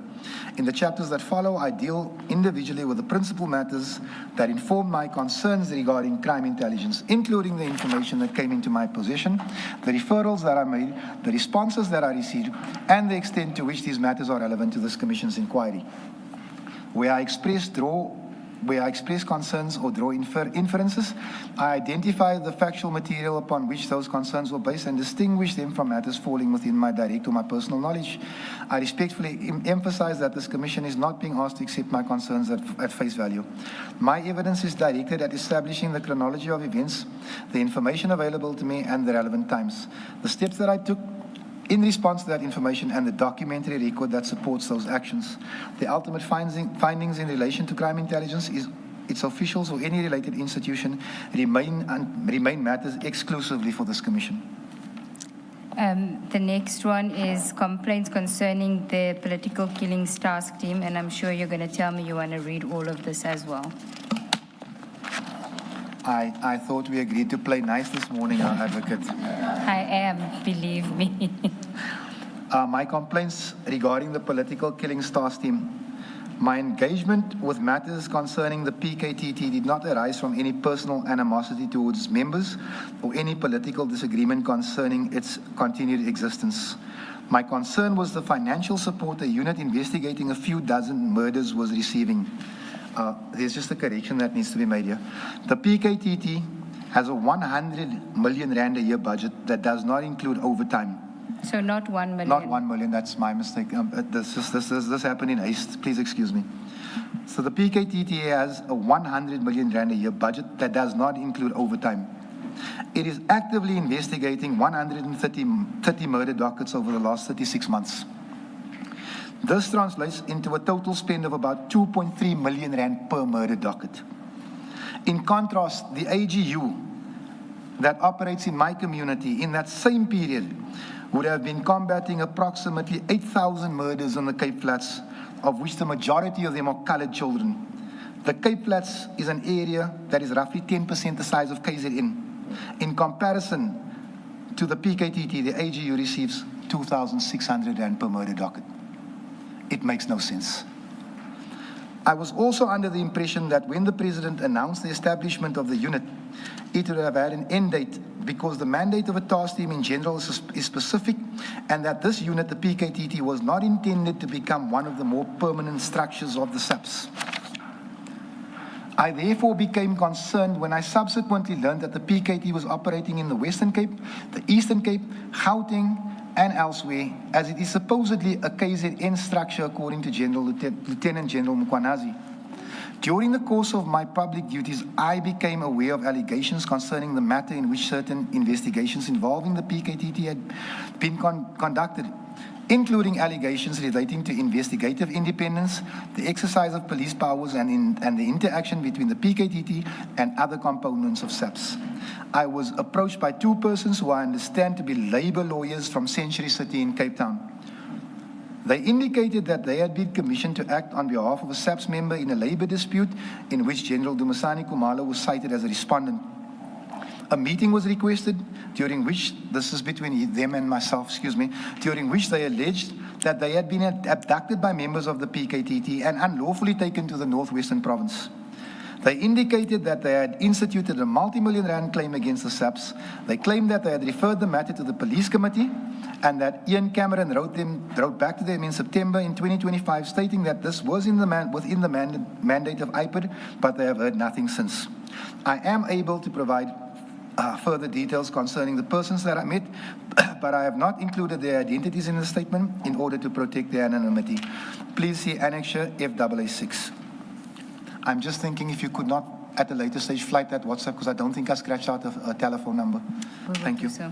My concerns intensified when information came to my attention, suggesting that I myself had become the subject or interest of members of the PKTT. At that stage, I had not been informed of the precise nature of the investigation involving me, nor had I been furnished with formal documentation explaining why the PKTT had become involved.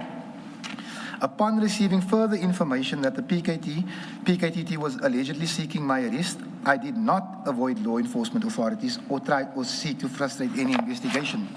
On the contrary, I instructed my legal representation to engage with the relevant authorities and ascertain whether a warrant, in fact, had been issued, the nature of the allegations against me, and the jurisdiction within which those allegations arose.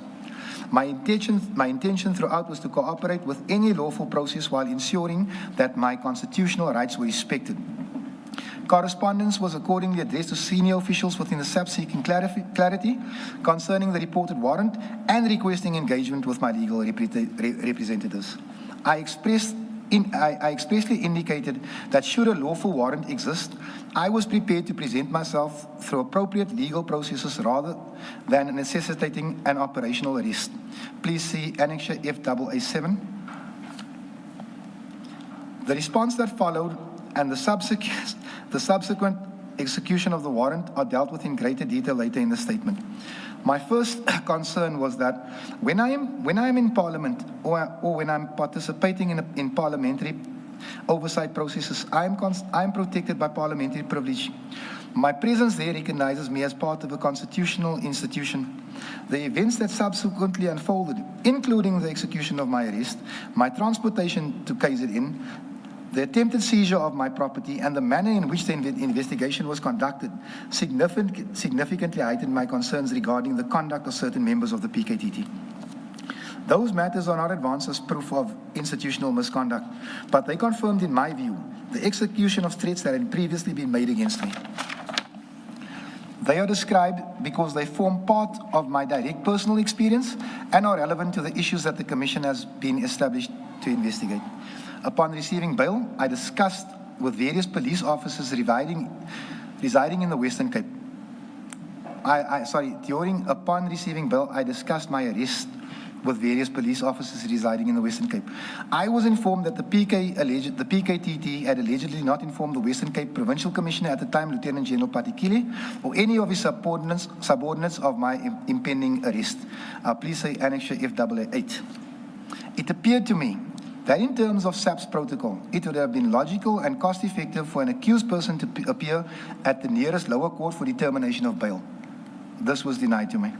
Instead, I was transported in the back of a police van with no protective covering. They literally took off the side covering in a Schedule 6 storm that lasted approximately 8 hours. Commissioners, just so you understand what I'm saying, when I was arrested in Pelican Park, I was told that they would take me to Grassy Park Police Station, which is up the road. I asked if I could only fetch a pair of socks and something to put on because I had a very thin sweater on. They escorted to my parliamentary house. I took socks, I took shoes, and I put on a slight hoodie because the weather was very overcast, anticipating that they're going to take me to Grassy Park. The medication that I take every day, I thought my wife would bring it to Grassy Park. I was taken to KZN. It was the worst storm Cape Town had experienced in probably 10 years. I was swimming in the back of that van, and I'm waiting for my lawyer who represented me at my first appearing to send the photo that they took of me in the police cell so you can see how swollen my shoulder was. I just want to give you context of my arrest. The trip to Cape Town to KZN took approximately, I'm saying 30 hours, but I think it was less. I think I'm exaggerating there. The brigadier, Mate, told the media that I was transported this way because it was cost effective. But I have parliamentary flights available to me that I could have made use of. And Brigadier Mathe does not tell the media that 4 vehicles took me to KZN. In terms of diesel alone, I mean, I'm not a drug dealer. I'm not a shooter. It was unnecessary for that. It was excessive. It was literally used to create a narrative. The events that occurred on 5 May 2026 are detailed in the criminal case that I intend to pursue, and which is due to be addressed when I appear in the Pinetown Magistrate Court in on August 2026. During this period, I became aware of matters concerning the relationship between the PKTT, crime intelligence, senior police management, and other investigative structures. Mr. Adams, so during which period? You say during this period. What period? From the time of my arrest to present, sorry. Okay. Those matters reinforced my belief that concerns regarding accountability, oversight, and the proper exercise of investigative powers warranted careful and independent examination by the competent authorities. In my view, independence within policing structures is being compromised by Lieutenant General Kumalo serving as both the head of crime intelligence and the head of the PKTT. Likewise, Lieutenant General Mkwanazi is the head of organized crime and the Provincial Commissioner of KwaZulu-Natal. In my view, the duality of these roles compromises investigative independence and creates an opportunity for abuse of process. I regard my own arrest as an example of what I believe may constitute such an abuse of power. It is my understanding that special task teams previously reported directly to the provincial commissioners. It is important that I make my position clear. I do not contend that every member of the PKTT has acted improperly or that every investigation undertaken by the unit was unlawful. Nor do I suggest that the mere fact that I became the subject of an investigation establishes a proper motive, an improper motive. My concerns relate to identifiable justification, action and events which, in my respectful view, justify scrutiny by independent oversight bodies that now fall within the factual matrix before this commission. I have, wherever possible, preserved the documentary record relating to my engagement with the PKTT. That record includes correspondence between my legal representatives and SAPS, court documents, official communications, email, and other material generated before, during, or after my arrest. These documents provide an objective chronology of which my oral evidence may be tested. The purpose of the chapters that follow is therefore not to invite the Commission to draw broad conclusions regarding the PKTT as an institution. Rather, I tend to deal sequentially with the principal events that inform my concerns, including the information that I received, the steps that I took, the responses I followed, my arrest and detention, and the subsequent developments that are relevant to the Commission's terms of reference. I respectfully invite the Commission to assess these events not in isolation, but against the documentary record, the evidence of other witnesses, and the objective chronology that emerges from the materials placed before it. My evidence is directed at assisting the Commission to establish that chronology and to understand the basis upon which I inform my concerns that I subsequently reported through lawful and official channels.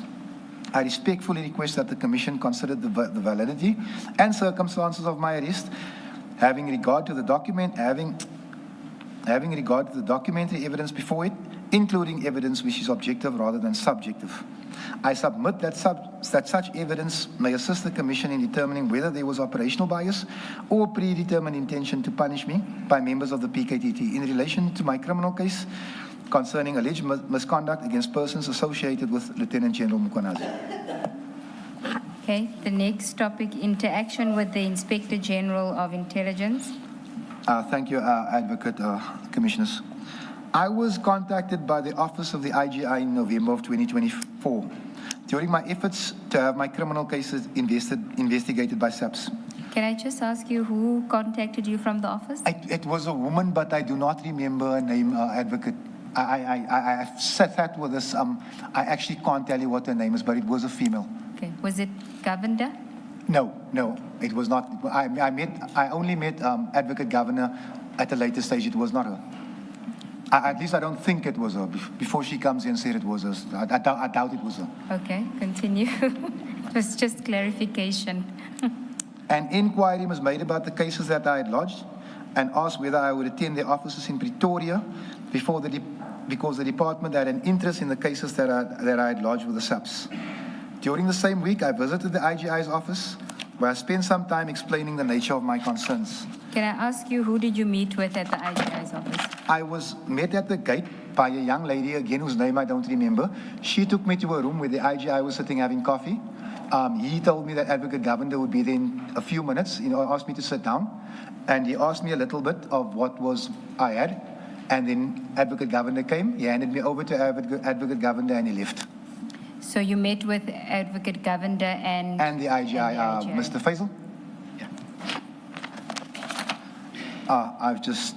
And that was during the same week, meaning the same week as the week when they contacted you? Yes, Advocate. Okay. The IGI referred me to Advocate Govender, who I understood to be a member of his staff. I handed the relevant information to her and subsequently returned to Cape Town. A few months later, on 28 March, I emailed the IGI regarding the status of the investigation as previously referred to in Annexure FAA4. The IGI advised me that his report had been completed and provided to the Minister of Police at the time, Minister Mkhunu. Having regard to the nature of the allegation and the specialized oversight functions entrusted to the IGI, I considered it both appropriate and necessary to refer relevant information to that office rather than attempting to investigate related matters myself. My engagement with the IGI was undertaken in good faith and through lawful channels. My purpose was not to obtain political advantage or to influence any investigation. Rather, it was to place information before the statutory authority entrusted by Parliament with oversight of the intelligence services and to permit that office to determine whether further investigation was warranted. So just so you understand where I was at that time. I, at the time, did not know that the IGI had oversight over crime intelligence. I thought that was the mandate of SAPS. So that was explained to me on the day. And can I just ask you, in that November 2024, did you engage with anyone else from the IGI? No, ma'am. It was Ms. Governor and Mr. Faisal. I've never spoken to anyone else from the IGI. Okay, continue. In support of my referral, I provided such information and documentation as was then available to me. I regard the IGI as the appropriate institution to assist allegations relating to intelligence structures because that office possesses investigative powers, access to classified information as authorized by law, and statutory responsibility that I, as a Member of Parliament, do not possess. My role was confined to reporting information, providing documentation where available, and cooperating with oversight processes. During the course of my investigation with the IGI, of my engagement with the IGI, I became aware that aspects of the matters referred to me were receiving official consideration. I regarded that development as confirmation that the issues I had raised warranted examination by a competent oversight authority. I do not, however, suggest that the existence of such engagement constitutes proof of the allegations that were subject to my referral. Those matters remain to be determined of the evidence available to the relevant authorities. Certain developments concerning the work of the IGI subsequently became matters of public record, including litigation and official proceedings relating to the independence of the office and allegations of interference with its investigations. I refer to those matters only insofar as they provide context for my own interactions with the Office of the IGI and the chronology of events described in the statement. I do not rely upon those proceedings as proof of the allegations that I reported. Then the next topic, various allegations made about me by witnesses at the Madlanga Commission. The first is Lieutenant General Mkhwanazi. Thank you, Advocate. Thank you, Commissioners. Prior to the events described below and the press conference held by Lieutenant General Mkhwanazi, I have never had a personal or social or professional relationship with him. Prior to these events, I admired him and I held him in high regard. When I watched the press conference held by Lieutenant General Mkhwanazi on 6 July 2025, at which he made various claims to the South African public concerning alleged collusion and criminality within the SAPS, reference was made to a politician who he claimed was interfering in SAPS affairs. Following the press conference, my phone was inundated with messages from people asking me whether this guy was planning a coup.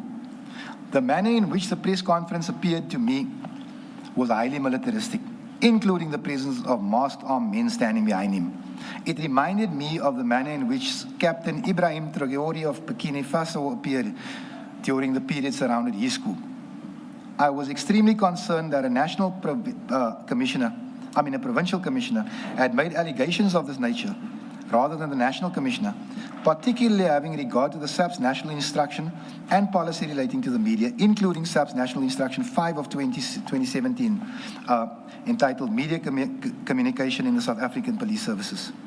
At the ad hoc committee, the national commissioner confirmed that Lieutenant General Mkhwanazi had indeed approached him and that he had given him permission to raise the issue and hold the press conference. The national commissioner indicated, however, that Lieutenant General Mkhwanazi had exceeded the permission in respect of what he said, and that an inquiry was still intended. I am not aware of any inquiry to this day. My concern was extremely serious, and my mind turned to the possibility of a potential coup. I then considered which institution possessed the capability and the capacity to execute such an action. The police, as a large and geographically distributed force present in all 9 provinces, stands out to me, particularly in services where the South African Defence Force appears comparatively weak. I also considered the relationships between various provincial commissioners. In my view, Lieutenant General Mkhwanazi stood out, except in Gauteng, where tensions appear to exist between the provinces. Lieutenant General Mkhwanazi, Lieutenant General Khumalo had, according to information that came to my attention, referred to Gauteng SAPS members as criminals. As a matter of fact, let me just clarify that. Lieutenant General Khumalo had said on TV that 90% of Gauteng SAPS is corrupt, which I find unbelievable. I also raised the issue of why General Mkhwanazi had been appointed for only 3 months by the late police minister, as well as various allegations concerning the discipline of ANC-deployed cadres within the police. If I may, Commissioner, I know I'm sometimes hard to listen to. I was sitting in the ad hoc committee when General Mkhwanazi makes this statement, and I found it rather, I'm looking for the right word. I found it provocative because the MK cadres who were referred to SAPS, to my knowledge, were people like General Jeremy Vieri, General Andre Lincoln, General Tio. These were men that sacrificed their prime to fight for me. And what I have is an apartheid commission police officer criticizing them. I felt it was untasteful. That just didn't sit well for me. Where am I now? All of these issues raised alarm bells for me concerning General Mkhwanazi and his reasons for calling the press conference. In subsequent interviews and during his appearances before both the Madlanga and the ad hoc committee, he clarified that I was one of the politicians to who he had been referring to. Lieutenant General Mkhwanazi testified under oath at the Madlanga Commission and the Parliamentary Ad hoc Committee in late 2025 and early 2026, respectively. He made various allegations against me, to which I respond below. I also wish to point out that General Mkhwanazi did not, to my knowledge, possess the required security clearance at the relevant time. Yet he referred to various classified matters and individuals. May I proceed? Yes, subtopic is allegation is unauthorized access to intelligence information. These are allegations made by General Mkhwanazi against you. Thank you, Advocate, and thank you, Commissioners. I've actually expanded a little bit here, and I don't know if that was proper, but if you'll allow me to read it.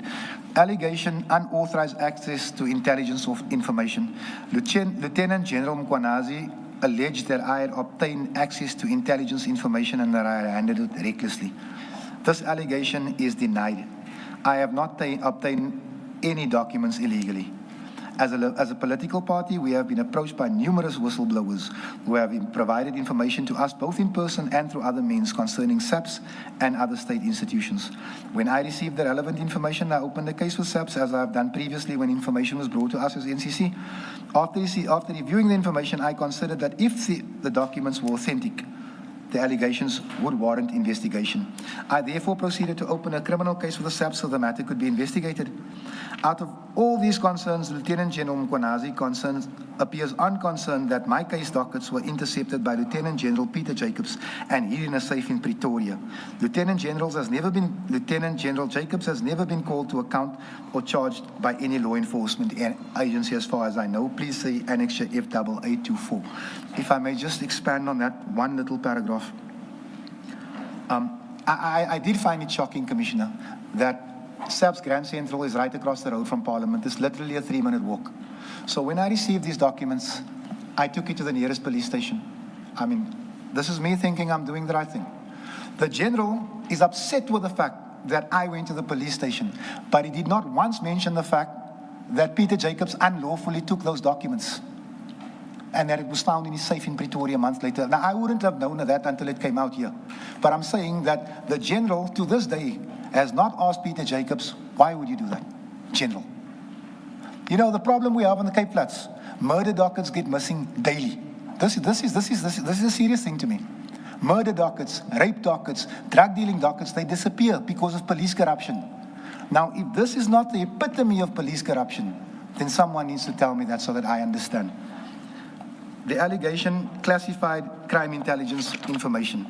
Lieutenant General Mkhwanazi alleged that I obtained classified crime intelligence information despite not being a member of the Joint Standing Committee on Intelligence. This allegation is denied. During the last week of October, I found a document in my parliamentary office in Cape Town.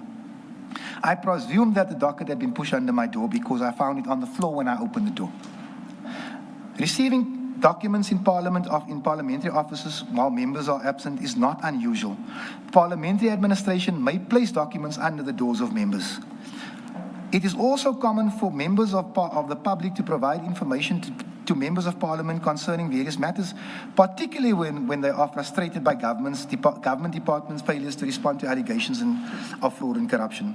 Some persons and organizations have approached the NCC in person. Others provide information to us through third parties, while others have simply dropped documents at our offices.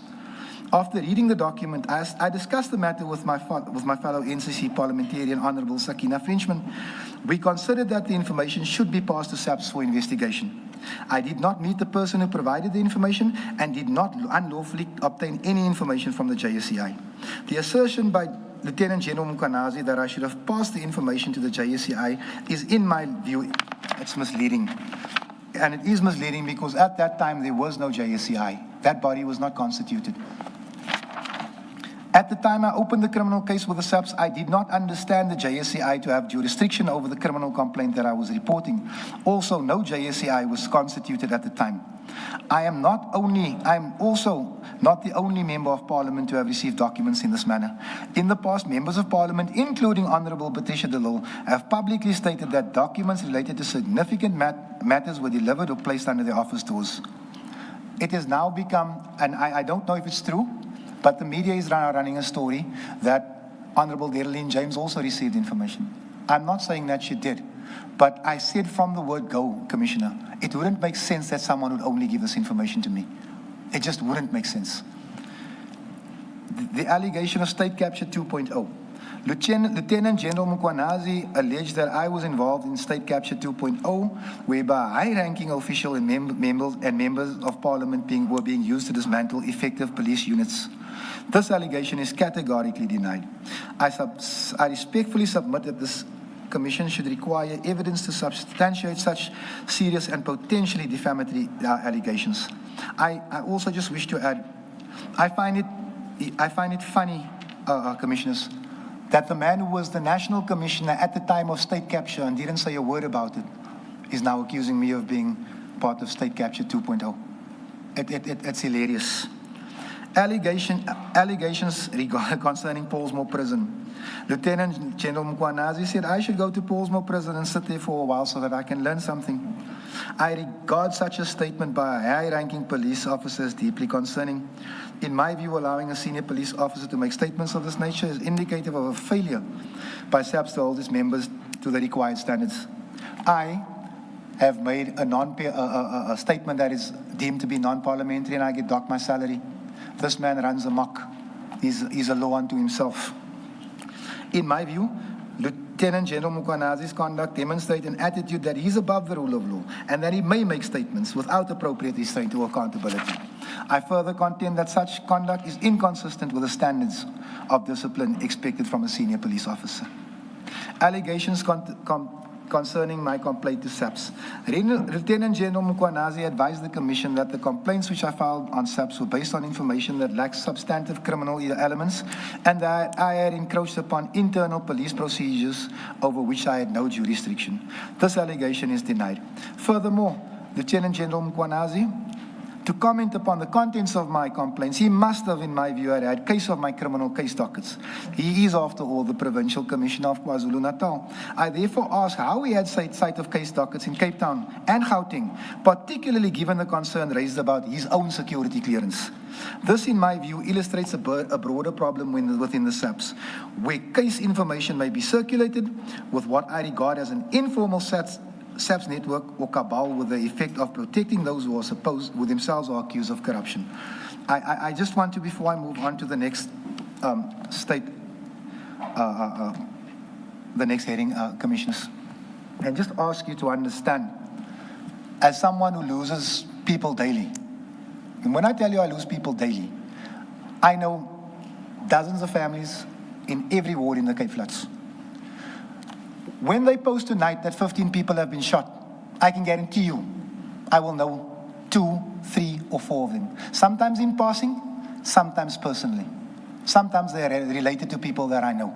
So this type of behavior is unacceptable to me. When I find out that my provincial commissioner at the time, Lieutenant General Patikile, doesn't have a police clearance, it makes my blood boil. Because this man is sitting with intelligence information. He's using this information to sign off on budgets. He's giving operational instructions without the right recognized clearance. It is in actual fact as if, Commissioner Kumalo, to use you as an example, not because you look the part, if you were a taxi driver and you didn't have PDP, that is what they've reduced the South African Police Service to. Now when you find out that out of the 9 provincial commissioners, only 2 have clearance, we understand why our children are dying like flies. Where was I? Allegations concerning classified... I was just teasing our advocate. Allegations concerning classified reports and the Secret Service account. Lieutenant General Mukwanazi alleges that I received and I shared classified reports concerning internal SAPS vetting and the Secret Service account or slush fund, therefore compromising the KwaZulu-Natal political killing stars team by exposing its operational funding and vehicle procurement. This allegation is denied. The information available to me indicated an alleged contravention of the Public Finance Management Act. If Lieutenant General Mukwanazi is aware that I possess classified documents and believes that I acted unlawfully, he should have laid a charge at the nearest police station rather than threaten me. Instead, he elects to make public statements against me in the South African media concerning my alleged exposure of corruption, which of his own version he's known about for many years. This is a serious question to me. Everything is known about Chairperson. General Mukwanazi never opened a single case. He indicated that I was being used. That may be his belief, and it in fact may be true, but it does not make the information that I brought to the relevant authorities irrelevant. Allegations that I am a conduit for a criminal cartel. Lieutenant General Mukwanazi alleges that I am a conduit for criminal cartel seeking to weaken the South African Police Service. This allegation is denied and it is false. It has been made without substantiation. In my view, in the same manner, several other statements made by Lieutenant General Mukwanazi, which have not been properly tested. And I really hope this commission is going to.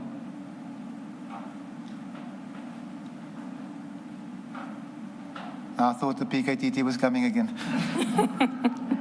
On the contrary, Lieutenant General Mukwanazi publicly claimed that fellow generals were innocent, as if he possessed authority equivalent to that of a judicial officer. You see, Judge, when I tell you my evidence is not a conviction, that's because it's not a conviction, it's an allegation. For a general to come on TV and say this one is innocent, he's told the courts that we no longer need them. The investigators will decide. I find this particularly concerning because a magistrate, that statement of Mkwanazi, that General Mkwanazi, that they were innocent, it's concerning to me because a sober magistrate had, on the available evidence, found sufficient grounds to issue an arrest warrant.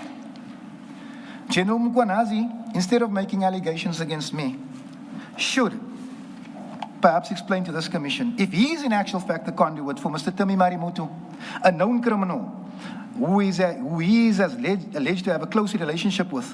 There are in fact allegations that General Mkwanazi has interfered in the arrest of Mr. Marimoto, and it is a fact that Mr. Marimoto's wife has worked in crime intelligence as a police colonel, her first job in the province of KZN, where General Mkwanazi is the provincial commissioner. Now, Chairperson, I assume that Mrs. Marimoto worked in crime intelligence under the tutelage of General Dumasani Kumalo. If crime intelligence cannot understand that a wife of a convicted criminal and alleged drug dealer is heading a department, then I am concerned, Chief. Response to paragraph 3, 1.3 of the rules of notice. Am I jumping the gun? I'm sorry, my control issues are taking over here. No, that's fine. This is the response to the Rule 3 notice. Do you want to proceed with that? Yeah, this is the part where I get in trouble, but yeah. I also, just before I move on to the Lieutenant General Mkwanazi does allege that I am a conduit for a criminal cartel and that I am trying to weaken the SAPS. The SAPS has weakened the SAPS, Chief, not me. My response to paragraph 1.3 on the Rule 3 notice, in paragraph 1.3 It is really a repeat of what you've said. Then I will not insist to read it, Advocate. Can you then go to the next topic on page 43, IDAC? Thank you, Advocate. Thank you, Commissioners. Just give me 1 second, please. My phones are off. I am extremely concerned and shocked about allegations of impropriety at the Independent Directorate Against Corruption concerning the investigation and concerning the investigating director herself. If these allegations are proven true, I submit that the persons responsible should face the full force of the law. The performance and attitude of IDAC members during the testimony before the Commission was extremely disconcerting and leaves much to be desired for an organization of such importance. The blame shifting, the innuendo, backstabbing conduct that I regard as treacherous and personal grievances revealed point to my view to a seriously dysfunctional organization. In my view, the conduct disclosed during the testimony raises serious questions about whether some members of IDAC are capable of fulfilling the responsibilities. I respectfully hope that the Commission will make serious recommendations concerning those members whose conduct warrants such consideration. Then response to IDAC witnesses on page 44. Thank you, Advocate. Thank you, Commissioners. I am not able to comment fully on the various statements made by Head of IDAC, Advocate Johnson, because the matter is under investigation and I do not wish to prejudice the criminal case that is being investigated. Which case were you referring to? I laid a criminal case. I laid a criminal case against IDAC, Advocate. I've got the case number on my phone. Can I give it to you during the lunch break? No, that's fine. You say IDAC, IDAC itself, the institution. I laid a case against the members of IDAC. Which members? Dylan Perumal, Brian Pariachi, but I did request that the institution itself, but those were the two names because at the time when I laid the case, I hadn't really heard Andrea Johnson say very much yet at the time. But I did open a case against them for the way in which my case is being handled, for the fact that they came on national TV to discuss the merits of a case that was sub judice, which my attorney told me was totally wrong. So I have laid a case against them. Amongst the things that happened is I was recorded by an advocate. I do not recall giving her permission to do it, or maybe I did, but I don't recall it. The advocate comes here and discusses the content of that recording, which in my view is privileged. Not that I have a problem with what she said, but because I want the whole 2-hour recording to be played here, Chief, because you must hear what she said. You must. But like I say, there are certain issues where perhaps you must guide me, Commissioner. As you've learned in our first session, I'm not a lawyer. Perhaps you must guide me. Okay. So based on the issues raised before the Commission, I respond as follows. I relied upon the IDAC official responsible for my commissioning process. Any administrative irregularities were outside my control and do not affect the truthfulness of my evidence. I submitted my complaint when requested. Decisions concerning the registration of a docket were made by investigators, not me. My role was limited to reporting information that I believe warranted investigation. Decisions to investigate and arrest relied entirely with the IDAC and its prosecutors. Questions concerning document management or record keeping should be directed to the investigators responsible for maintaining the relevant files. I appeared before the authorities as a complainant because I believed that I possessed information concerning alleged wrongdoing. I provided information truthfully and in good faith. I did not direct the information, decide whether a docket should be opened, determine how affidavits were processed, or decide whether arrest should be made. Any administrative issues concerning the commissioning, filing, or handling of any affidavit should fall within the responsibility of the investigating authority. I stand by the substance of the information I provided and will continue to cooperate with any lawful inquiry. I believe my legal right as a member of parliament, as a citizen, to report information that I believe warranted investigation. Whether to investigate or prosecute was a decision for IDAC and the prosecuting authorities. I had no control when investigators opened a docket. My role ended with providing the information requested from me. Whether my complaint fell within IDAC's legal mandate was for IDAC to determine. I was entitled to submit information. I was not responsible for interpreting the law on behalf of IDAC. I expect investigators to independently verify everything that I report. Their investigative decisions was theirs alone. I supplied information that I believed to be accurate.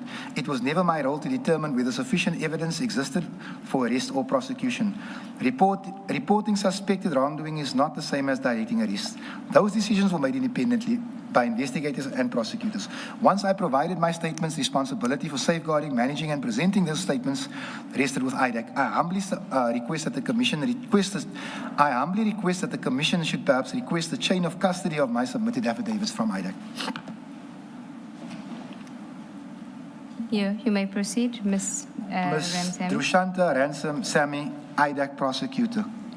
I confirm that Advocate Drushanta Ransamy was a member of the IDAC personnel who I met on 6 January to sign my A1 statements. I wish to respond to comments made by Advocate Ransamy in a testimony, which in my view may have no bearing on the criminal case that I opened with the subs. I stated upfront that when I met Advocate Ransamy, she introduced herself to me as an advocate. It was a one-off meeting and I've not seen her since. I now understand from her own testimony before this commission that she is not an advocate. She is in actual fact a lawyer.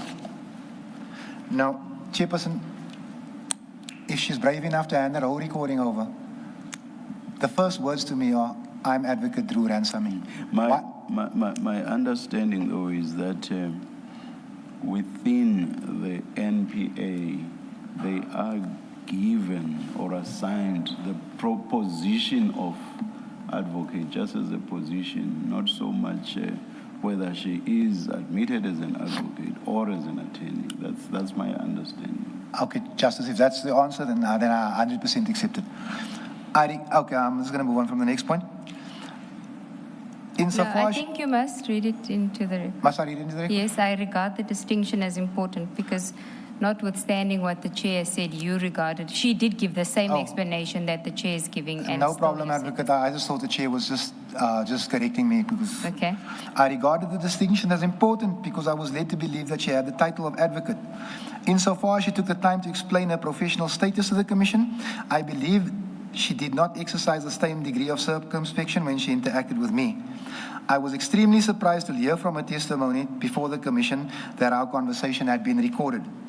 I do not believe, Chairperson, she requested my permission as the whistleblower and person providing the information to record the conversation. I absolutely do not recall her asking that question. I do remember that there was a cell phone on that table which was untouched for that whole 2 hours, if I think about it. What concerns me further is a recollection of the events of the day which I met with the IDAC staff. I deal below with my response to various statements made by Advocate Ransamy. Now, Chairperson, it's just here that I'm a little bit afraid because this issue is under investigation, but I'm going to try to assist the Commission as far as I can. The issues raised by Advocate Ransamy include 2 different versions of my statements the authenticity of my S27, the inaccuracy of IDAC's record keeping, the integrity of evidence presented in court and to the Commission, the handling of the interview process, the 2-month delay allegedly involving in opening a case before I came to IDAC, and my possession of the documents. Chairperson, I only gave one account in my interview. Anything that happens after that, Chairperson, that is not my business. Any later differences between documents should be explained by those responsible for preparing and preserving the records. The accuracy and custody of investigation records are matters for IDAC. Once I presented my information, I had no control over how those documents were stored or preserved. I attended the interview in good faith and answered every question from the investigators as honestly as I could. Any inconsistencies in the investigators' documents should be addressed to the investigators and not to me. I opened criminal cases at Grand Central Police Station in Cape Town 2 days after receiving the documents. The case numbers are 1653 of 10, 2024, 1651 of 10, 2024, and 165 of 10, 2024. After not receiving... Sorry, Mr. Adams, when you say after receiving the documents, which documents are you referring to? I'm referring to the documents that I picked up in my office that came on your office floor. Okay. After not receiving a satisfactory response from the Western Cape Police, and on the advice of the late General Andre Lincoln, former head of the anti-gang unit, who I regularly consulted on police matters, I proceeded to Johannesburg to open cases concerning the same matters in another province. Now, Chairperson, I just wish to draw your attention to this. Before I go to Joburg, if my dockets are not stolen, I got no business in Joburg. And if I have no business in Joburg, I would never have heard of IDAC. And that to me, Chairperson, is the part that I trust me when I tell you, I know you don't miss anything, but I think South Africa is missing. That if those dockets are not stolen, which is what they were, I've got no business with IDAC. I opened criminal cases at 2 police stations, namely Orlando Police Station, under case numbers 4310-2024, 44-10-2024, 45-10-2025, and Langlater Police Station under case number 8711-2024. Upon my return to Cape Town, I reported what I regarded as possible impropriety concerning the handling of my criminal cases and the possibility that the investigations were being compromised or deliberately silenced. I emailed the Minister of Police as reflected in Annexure FAA11, in which I raised my concerns regarding the potential compromise of the investigation. Now, Commissioners, you know, when Jerome Kwanazi came to the ad hoc committee, he was the last one to speak. And what he said is, I submitted an email to the Minister at past 6 in the morning, which is not unusual for me because when I go to Parliament, I'm there before 6. But within an hour, the Minister had responded. I regard that as service delivery. However, the truth of the matter is that I sent the Minister the first email regarding my complaints 10 days earlier. The email the Minister responds to is the second one. And that is also what is not being told. Please say FAA11. The Minister did not wake up before he had breakfast and responded to my email. I had sent an email almost 2 weeks prior saying, Minister, something's happening here. He didn't respond to my email, which is why I initially thought the Minister's part of the cover-up as well. And I apologize to the Minister now. I emailed the Minister of Police as reflected in Annexure FAA11, in which I raised my concerns regarding the potential compromise. The then Minister of Police's office directed my complaint to the IDAC on the same day of the second email. Prior to this, I had not known what the mandate of IDAC was or know any person working at IDAC.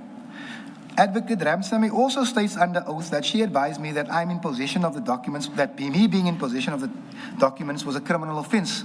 She has admitted that she recorded the entire conversation of my meeting with IDAC, and because I am confident in my truth, I implore this commission to request that recording and play it before the nation. Many things were said, including a claim from Advocate Ransamy that she had to flee KZN because of an investigation into SAPS and out of fear of Lieutenant General Kumalo. That, Chairperson, is in the recording. I ask that you subpoena that recording because I've emailed IDAC, I've asked for the recording, they've not responded. We have attempted to obtain the recording made by Advocate Ramsamy to prove the lies she talks about me. The strength of the cases I laid amongst other things. Now, Chairperson, after we had finished with my statements, my A1s, after commissioning it, after having handed the evidence that was given, that I had given to, I think I gave it to Rupeshu because I think Perumal was busy on the phone. I may be wrong. Mr. Rupeshu rather, because Mr. Perumal was on the phone, I think. I went down, I went to smoke. I came back up and she says to me, we have enough to move on 2 cases immediately. That will be in the recording as well, Chairperson. So I'm confused when she comes here. Says to you she recorded the meeting, but says to you in the words of Mr. Rupeshu that I gave him foko. And I'm offended by that because the meeting went well.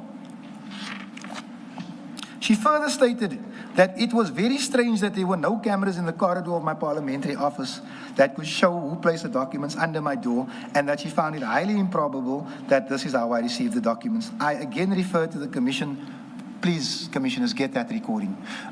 I, Chairperson, did not apply for that office that I received. Parliament issued me with a key. The fact that that camera right there does not reach my office as far as I can see, because when I look out the door, I can't see the camera. She asked me, is there a camera above your door? I said, and it's on the recording, it doesn't cover my office. It's on the recording. Why she finds it suspicious, Chairperson, she must take it up with Public Works because I don't install cameras. But what will the recording help then? Because she said in her evidence before the Commission that she found it highly improbable that there was no camera near your office. No, so what is it that you say the recording will reveal? The recording will prove that I did not give them focal. She was ready to move on 2 cases, her own words. The recording will also prove that she said to me, and when I think about it, I don't know if she was trying to bait me or to get me to say something. I had to flee KZN because of Khumalo. I had to pack up and come to the Western Cape. She says it, it's on the recording.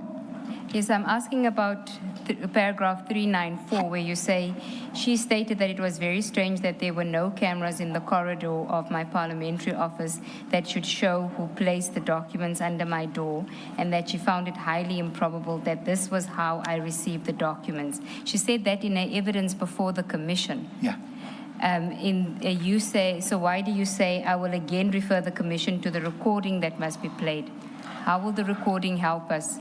I want the committee to hear my response to her when she asked about the cameras and her response back to me. Okay. I want the committee to hear that. That you said there are no cameras, and what did she say? She said, no, that's fine. Okay. Or something like that. I respectfully request that the Commission have the recording transcribed and placed on the record. The purpose would be to enable the Commission to identify what I believe are material inconsistencies in Advocate Ransamy's evidence concerning the events that took place on 6 April 2025. Due to a current case I have opened concerning alleged impropriety by IDAC and its officials, I respectfully decline to respond further on certain aspects in order to avoid jeopardizing the criminal case. I am able to provide a video to the Commission which in my view demonstrates that Advocate Ransamy's allegations regarding the probability of how I received the documents created an unnecessary and misleading impression. I take great offense at what I regard as a misleading narrative concerning the day at which we met. I respectfully request that the Commission consider whether evidence warrants any appropriate finding or sanction. Advocate, may I please approach you? Yes. Can I come to you? No, perhaps let's take the lunch adjournment, and during the adjournment you may then... Chairperson, if I may?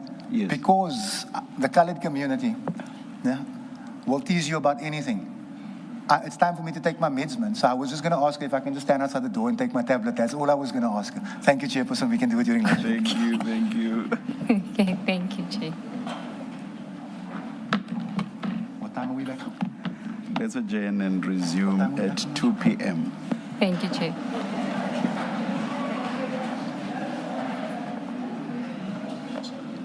Is there no aircon here?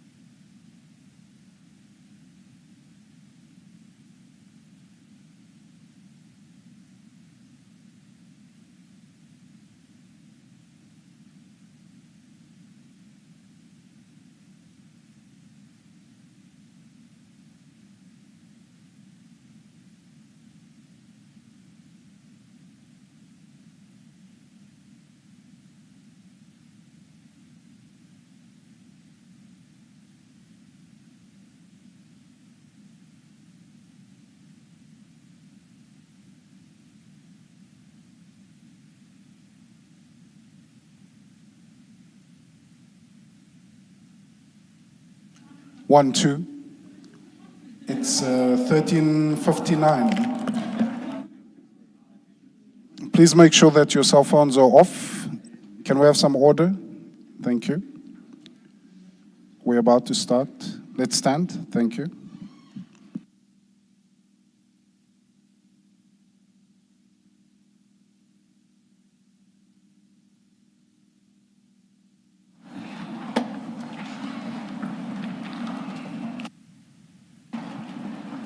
Yes, Ms. Sigals-Ncube. Thank you, Chair. Mr. Adams, can you just switch on your microphones? Thank you, We Advocate. were on page 50, and the topic is Lieutenant General Mkwanazi's claim that I am a hired gun for cartels. You may proceed. Thank you, Advocate. Thank you, Commissioners. Lieutenant General Mkwanazi essentially claimed that I am a hired gun for cartels. You know, the City of Cape Town, the city manager, Mr. Lungelo Mbandezayo, he unlawfully cancelled a staircase upgrade tender in 2020, namely tender 357Q. The repair of these deteriorating staircases is urgently required, because the City of Cape Town had itself acknowledged that the staircase infrastructure was ailing and critical.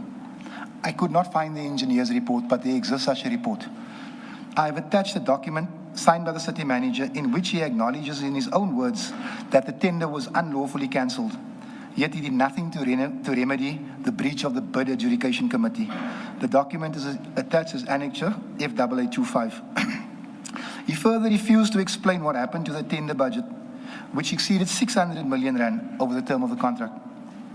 We approached various officials at the City of Cape Town, including Mr. Zakaria Hussein, the Chief Audit Executive, Mr. Basil Chenesami, who is now on suspension. He was the Supply Chain Management Director at the time. Mr. Kevin Jacobi, the Chief Financial Officer of the City of Cape Town. Mr. Malusi Boy, who was the Mayoral Committee for Housing at the time. The Mayor of the City of Cape Town, Mr. Jordan Lewis, and the previous Mayor, Mr. Dan Plato. This, chairperson, is a 6-year fight with the City of Cape Town, because tons of concrete are threatening to fall. We're talking three-story staircases. People have fallen right through. People have fallen over the top as these things are collapsing. The budget was approved by council. The city manager cancelled it. And people are getting hurt, legs, ribs, and arms broken daily. No satisfactory answers were ever provided to us, and I believed that our efforts to obtain information was repeatedly shut down. The mayor publicly stated on radio and in council that no political persons were ever involved in the fraud, and the matter was merely one of maladministration and not criminal in nature. He states on the record in council that I was dreaming or I had smoked something. I was insulted and I was ridiculed during a council sitting and was removed from the council meeting, with the conduct being supported by the Speaker of the City of Cape Town, Miss Felicity Purchase. A member of the NCC, Mr. Hanif Lunat, is one of the most renowned crime fighters in the country, opened a criminal case against Elita painters and decorators trading as the Construction Co. The company subsequently changed its name to, it was Elita Painters at the time, it changed its name to the Construction Co. This company is operated by Mr. Asif Khan, Mr. Abdul Karim Khan, and their brothers Uwais and Irfan Khan. The case number relating to Mr. Lunat's complaint is 199/01/2022 and 200/01/2022. This is the same company we had asked the mayor in the City of Cape Town to take action on. Had it not been for what I regard for the sterling work from the Commercial Crimes Unit in Cape Town, we believe nothing would have happened to this company. They are before the court now. I have attached one tender amongst the many awarded to this particular company, namely tender 243Q of 2017/18. Please see Annexure 27. Now, this tender was awarded as a 3GB tender. This, as I understand it, it means that the company qualifying for that grading should have a prescribed maximum turnover and an experience threshold. The tender was initially awarded at a paltry 60 million rand. The eventual payout on that tender was 503 million rand.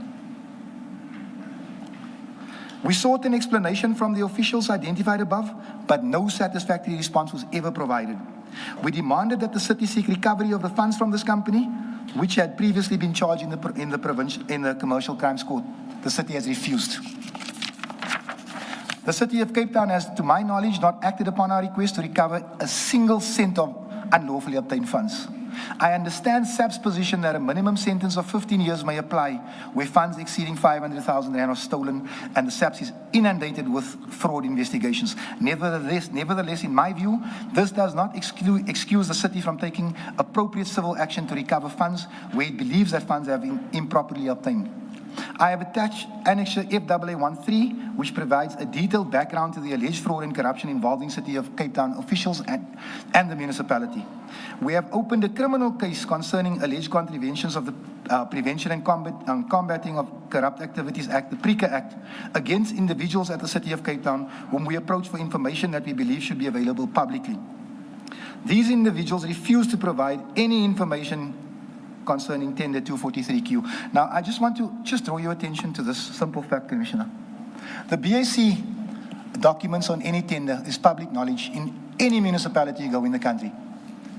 As corrupt as people may say the ANC is, or whoever is, only in the City of Cape Town does the Democratic Alliance, and I'm not playing politics, hide BAC minutes, which we requested, because that would point to the fraud, because they are denying that our staircase budget is stolen. And our elderly people are walking up tons of concrete while it's doing that. Furthermore, the city manager, Mr. Bandezeo, he undertook publicly to provide the forensic report prepared by the City of Cape Town's own forensic division to the media in January of 2021. That report remains unavailable. Member of Parliament Sakina Frenchman has made numerous requests to the Human Settlements to make this forensic report available to the Human Settlements Committee. That's more than a year ago. Evidence is still being denied. Sorry, Mr. Adams, this section is supposed to deal with allegations made by Kwanazi that you are part, I think, what does it say, of the cartel that you're being used. Paginated here, ma'am. Hey? I'm reading it in the order it's coming. No, I'm saying it's page 50. The heading is Mkwanazi's claim that I am a hired gun for cartels. Yes. Yes, so you don't deal with the nature of the claim. What is the claim? What does he say? Why are you a hired gun? You just go right into a tender fraud matter. No, we'll get there if you'll allow me to just okay, but can you tell us what's the significance of mentioning the tender? General Mkwanazi has said at the ad hoc committee that there are politicians that are working with cartels. He's only mentioned two politicians. It is myself and Honourable Diane Kohler-Barnard. So I don't know how Honourable Kohler-Barnard feels about that, but it is clear that he's alluding that it's me. So I am trying to explain to this commission here that the charges I laid were not my first rodeo. I'm going to give you numerous cases of fraud and corruption in the City of Cape Town while I was a sitting councillor that I laid. And I also want please, commissioners, I want you to see how the NPA itself has held us back. It's in here if you'll just allow me to read it. I know it's a little bit long. Thank you. Sorry about that, Advocate. I do apologize. You may proceed then. Yeah, I'm just looking for the page now. Sorry about this, man. You're not towards the end of 53. There I am. Thank you, Commissioner Kumalo. I have been advised by a whistleblower that the report in question, the one the city manager is hiding, the forensic report, identifies approximately 343 million in irregular expenditure. I have not been provided with a lawful explanation as to why the report cannot be accessed. I have also opened a criminal case against Rhodium Construction relating to allegations that the company attempted to circumvent restrictions imposed upon the construction code by the City of Cape Town. The directors of Rhodium Construction, according to the information available to me, are the wives of Mr. Asif Khan and Abdul Karim Khan, the directors of the construction code, which is now before the court for fraud. Now, we've advised the city that this is fronting, that these are the wives of the people that are in court. The city has awarded them over 400 million rands worth of tenders. That case is currently under investigation. We have also brought the alleged irregularities to the attention of the Construction Industry Development Board. We wrote to the city manager and the mayor, but we have received no response in over 12 months. The criminal cases concerning the construction co have, in my view, been delayed and obstructed by the NPA. The Commercial Crimes Unit of SAPS has performed excellently in my view, in this investigation, but I believe that the NPA is attempting to derail this matter. The complainant in the case, Mr. Hanif Lunat, and I have attempted for more than 4 years to obtain a meeting with Advocate Esmeralda Johnson, who has steadfastly refused to meet with us. So I'm going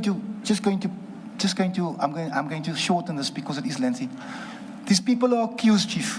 I mean, we've given SAPS hard information that these people have defrauded the city of Cape Town of hundreds of millions of rand. They are charged with 2.5 million. The NPA, in our view, is preparing these people for a slap on the wrist, when in actual fact, 15 years is the prescribed sentence. Now, we've been asking for 4 years for the prosecutor to meet with us to make us understand how you've shrunk this case to 2.5 million, and she refuses to meet. We have emailed Marlene Governor, Nicolette Bell, to explain to us. They refuse to answer. And we take this seriously because this is our staircase budget that has been stolen. We want these people convicted properly if they have indeed committed these crimes, but we want our money back so our communities can be developed. The NPA refuses to assist us. Advocate Nicolette Bell has not responded to our request for assistance for a period of approximately 3 years. Please say FAA 14.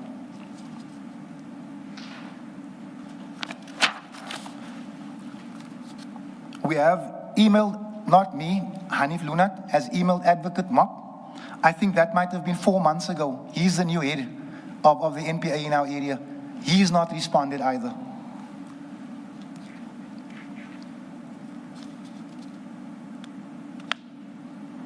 Mr. Lunat and I have gone to the extent where we've laid criminal charges against the NPA for defeating the ends of justice because they are derailing these cases. I have attached the affidavit presented to SAPS by Mr. Lunat. The affidavit is attached as Annexure FAA15. The one point where I can agree with Lieutenant General Mukwanazi is that political influence can play a role in criminal cases being set up to fail. Had it not been for the tenacity of Mr. Lunat, and to a lesser degree myself, I believe that the construction co and the persons involved in this conduct would have escaped accountability 4 years ago. Commissioner, they've been before the court for 4 years for fraud. They haven't pled yet. That's the game the NPA is playing with us in this case. We are at every court appearance for the last 4 years, every month. They still haven't pled. They've had to appear before the court on one day. I can get you the date. And what happened on the day is the accuser's not in front of the judge, but the case gets, but they get given another date. We can't understand what's happening here. I'm going to move straight to the end of page 58 because we have laid charges against fleet management. I have also, it is according to the Democratic Alliance Councillor, Mrs. Deirdre de Vos, and Mayoral Council Member for Housing and Deputy Federal Executive Chairperson, Mr. Carl Papheim, that an attempt on my life was made by Alderman J.P. Smith, the head of safety and security in the city of Cape Town. It is alleged by, let me rather give you the back end of the story. I think it's going to be easier, Chairperson. I was coming from Madlanga, I think it was in June of last year, when I got a phone call from then Councillor Papheim, who would later become the MACO Member for Housing. And he said to me, Fadiel, wherever you are, stay indoors. And I asked him why. I said, I'm a big boy. He said, no, JP, I can't repeat what he said. I said, Carl, what's happening? Because Mr. Papheim and I are cordial. He said to me, JP tried to have you killed. I said, why? He said, no, Deirdre called me now. He says, Deirdre's a bit slow. So she did what JP told her to do and realized afterwards, and then she called me for advice. I said, what happened? He said, JP Smith, I think he's the the Deputy Federal Chairperson of the DA, he sent a newly elected councillor, Deirdre de Vos, to Manenberg to go and speak to a former gang boss who does work for the city of Cape Town and tell him that Fadiel is meddling. We're going to have to cancel your contracts. Being as dilly as Deirdre de Vos is, she went to the gang boss. And I think his reaction, it sparked a little bit of intelligence in her because she called Carl Popheim. I have a screenshot of the conversation which I only obtained this morning because it was with commercial crimes.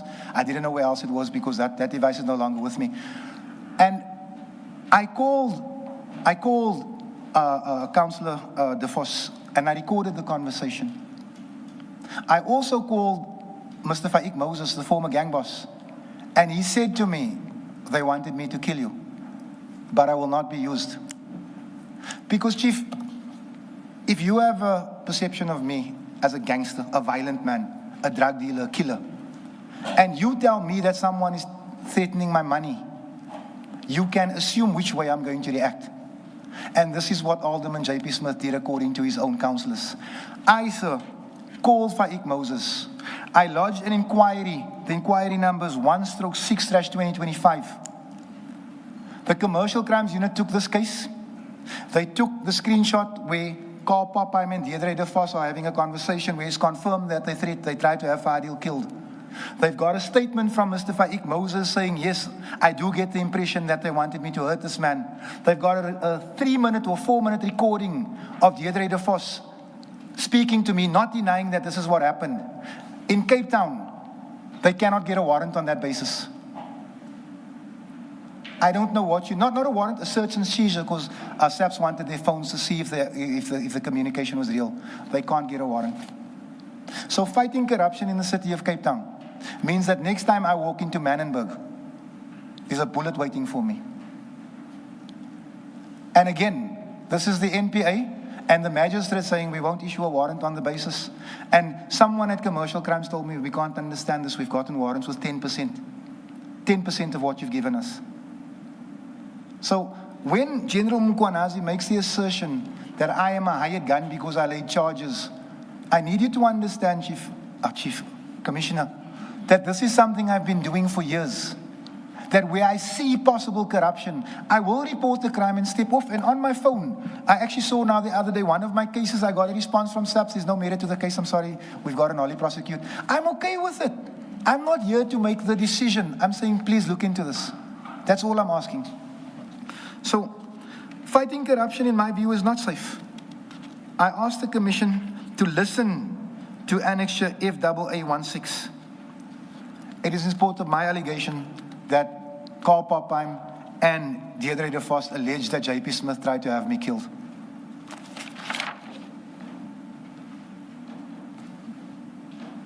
So when Lieutenant General Mkwanazi claims that Fadiel Adams or the NCC are hired guns for criminal cartels, the criminal cases that I have opened at great risk to myself, because I know who I'm dealing with. Because you have to remember, the city of Cape Town is the municipality that is notorious for giving big tenders to gang bosses. That's who you're fighting when you report these things. This is the risk we take.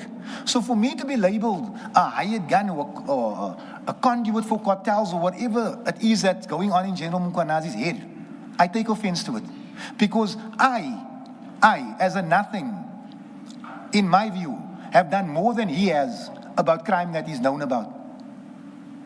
He's happy to come and sit here and talk about it, but not once has he followed procedure, which is what both the MIS document and the Constitution require of any civic-minded citizen of this country.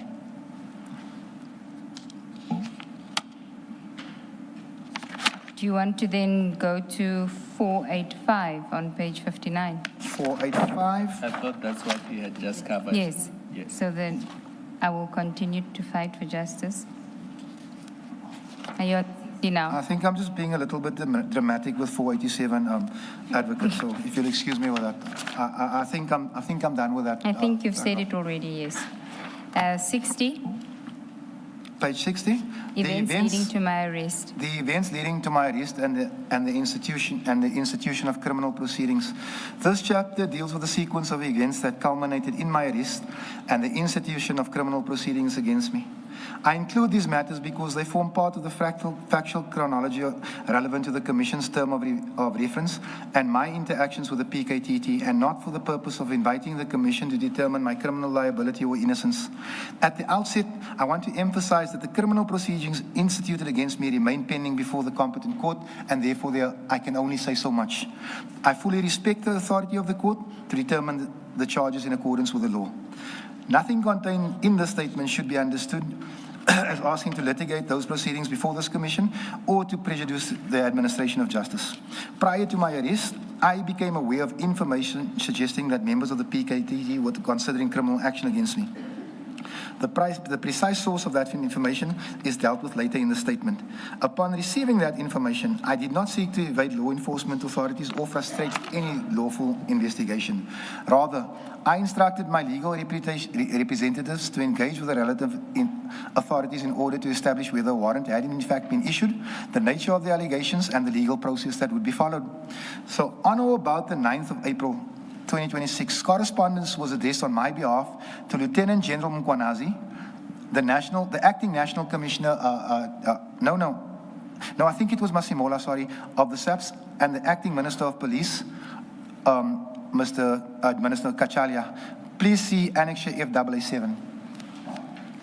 So, in that correspondence, it was recorded that I had become aware of reports suggesting that a warrant of arrest either existing or was being sought against me.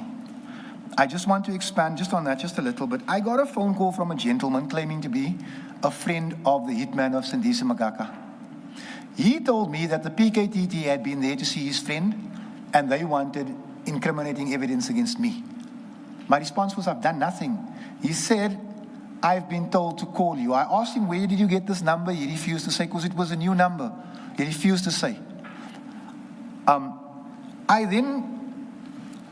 What I did then, as explained after this, I expressly indicated that I indicated to General Mkwanazi, General Masimola, and the Minister of Police that should a lawful warrant be issued, I was willing to cooperate with the authorities and present myself through the appropriate legal channels.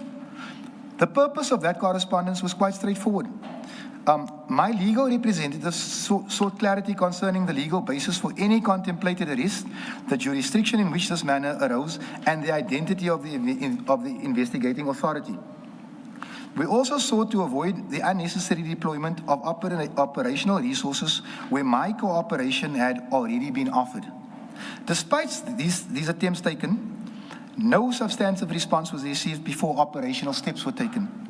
So what I'm trying to say here, Chairperson and Commissioners, is that I'm sending an email to what I regard as 3 of the top people in law enforcement in the country. I'm saying to them, it's come to my attention that there may be an attempt to arrest me. So all I want to say to you is please don't send men with guns to my house. I'm putting it on record that if there's a warrant, I will present myself to the nearest police station, and here's my attorney on record. That is the email that I sent. That is the annexure. That is FAA7.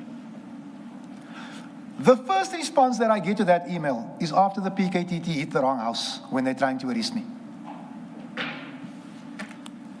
It is common cause insofar as I understand the events that members of the PKTT subsequently arrived at my previous residential address in an effort to execute the warrant. By that stage, my willingness to cooperate had been communicated to the relevant authorities. Following those events, further communication took place between my legal representatives and members of the SAPS. The communication did not resolve the concerns that had been raised regarding the execution of the warrant, the jurisdictional issues involved, or the procedural steps that would be followed. These concerns are dealt with more fully in subsequent chapters in the statement. Please see Annexure FAA18.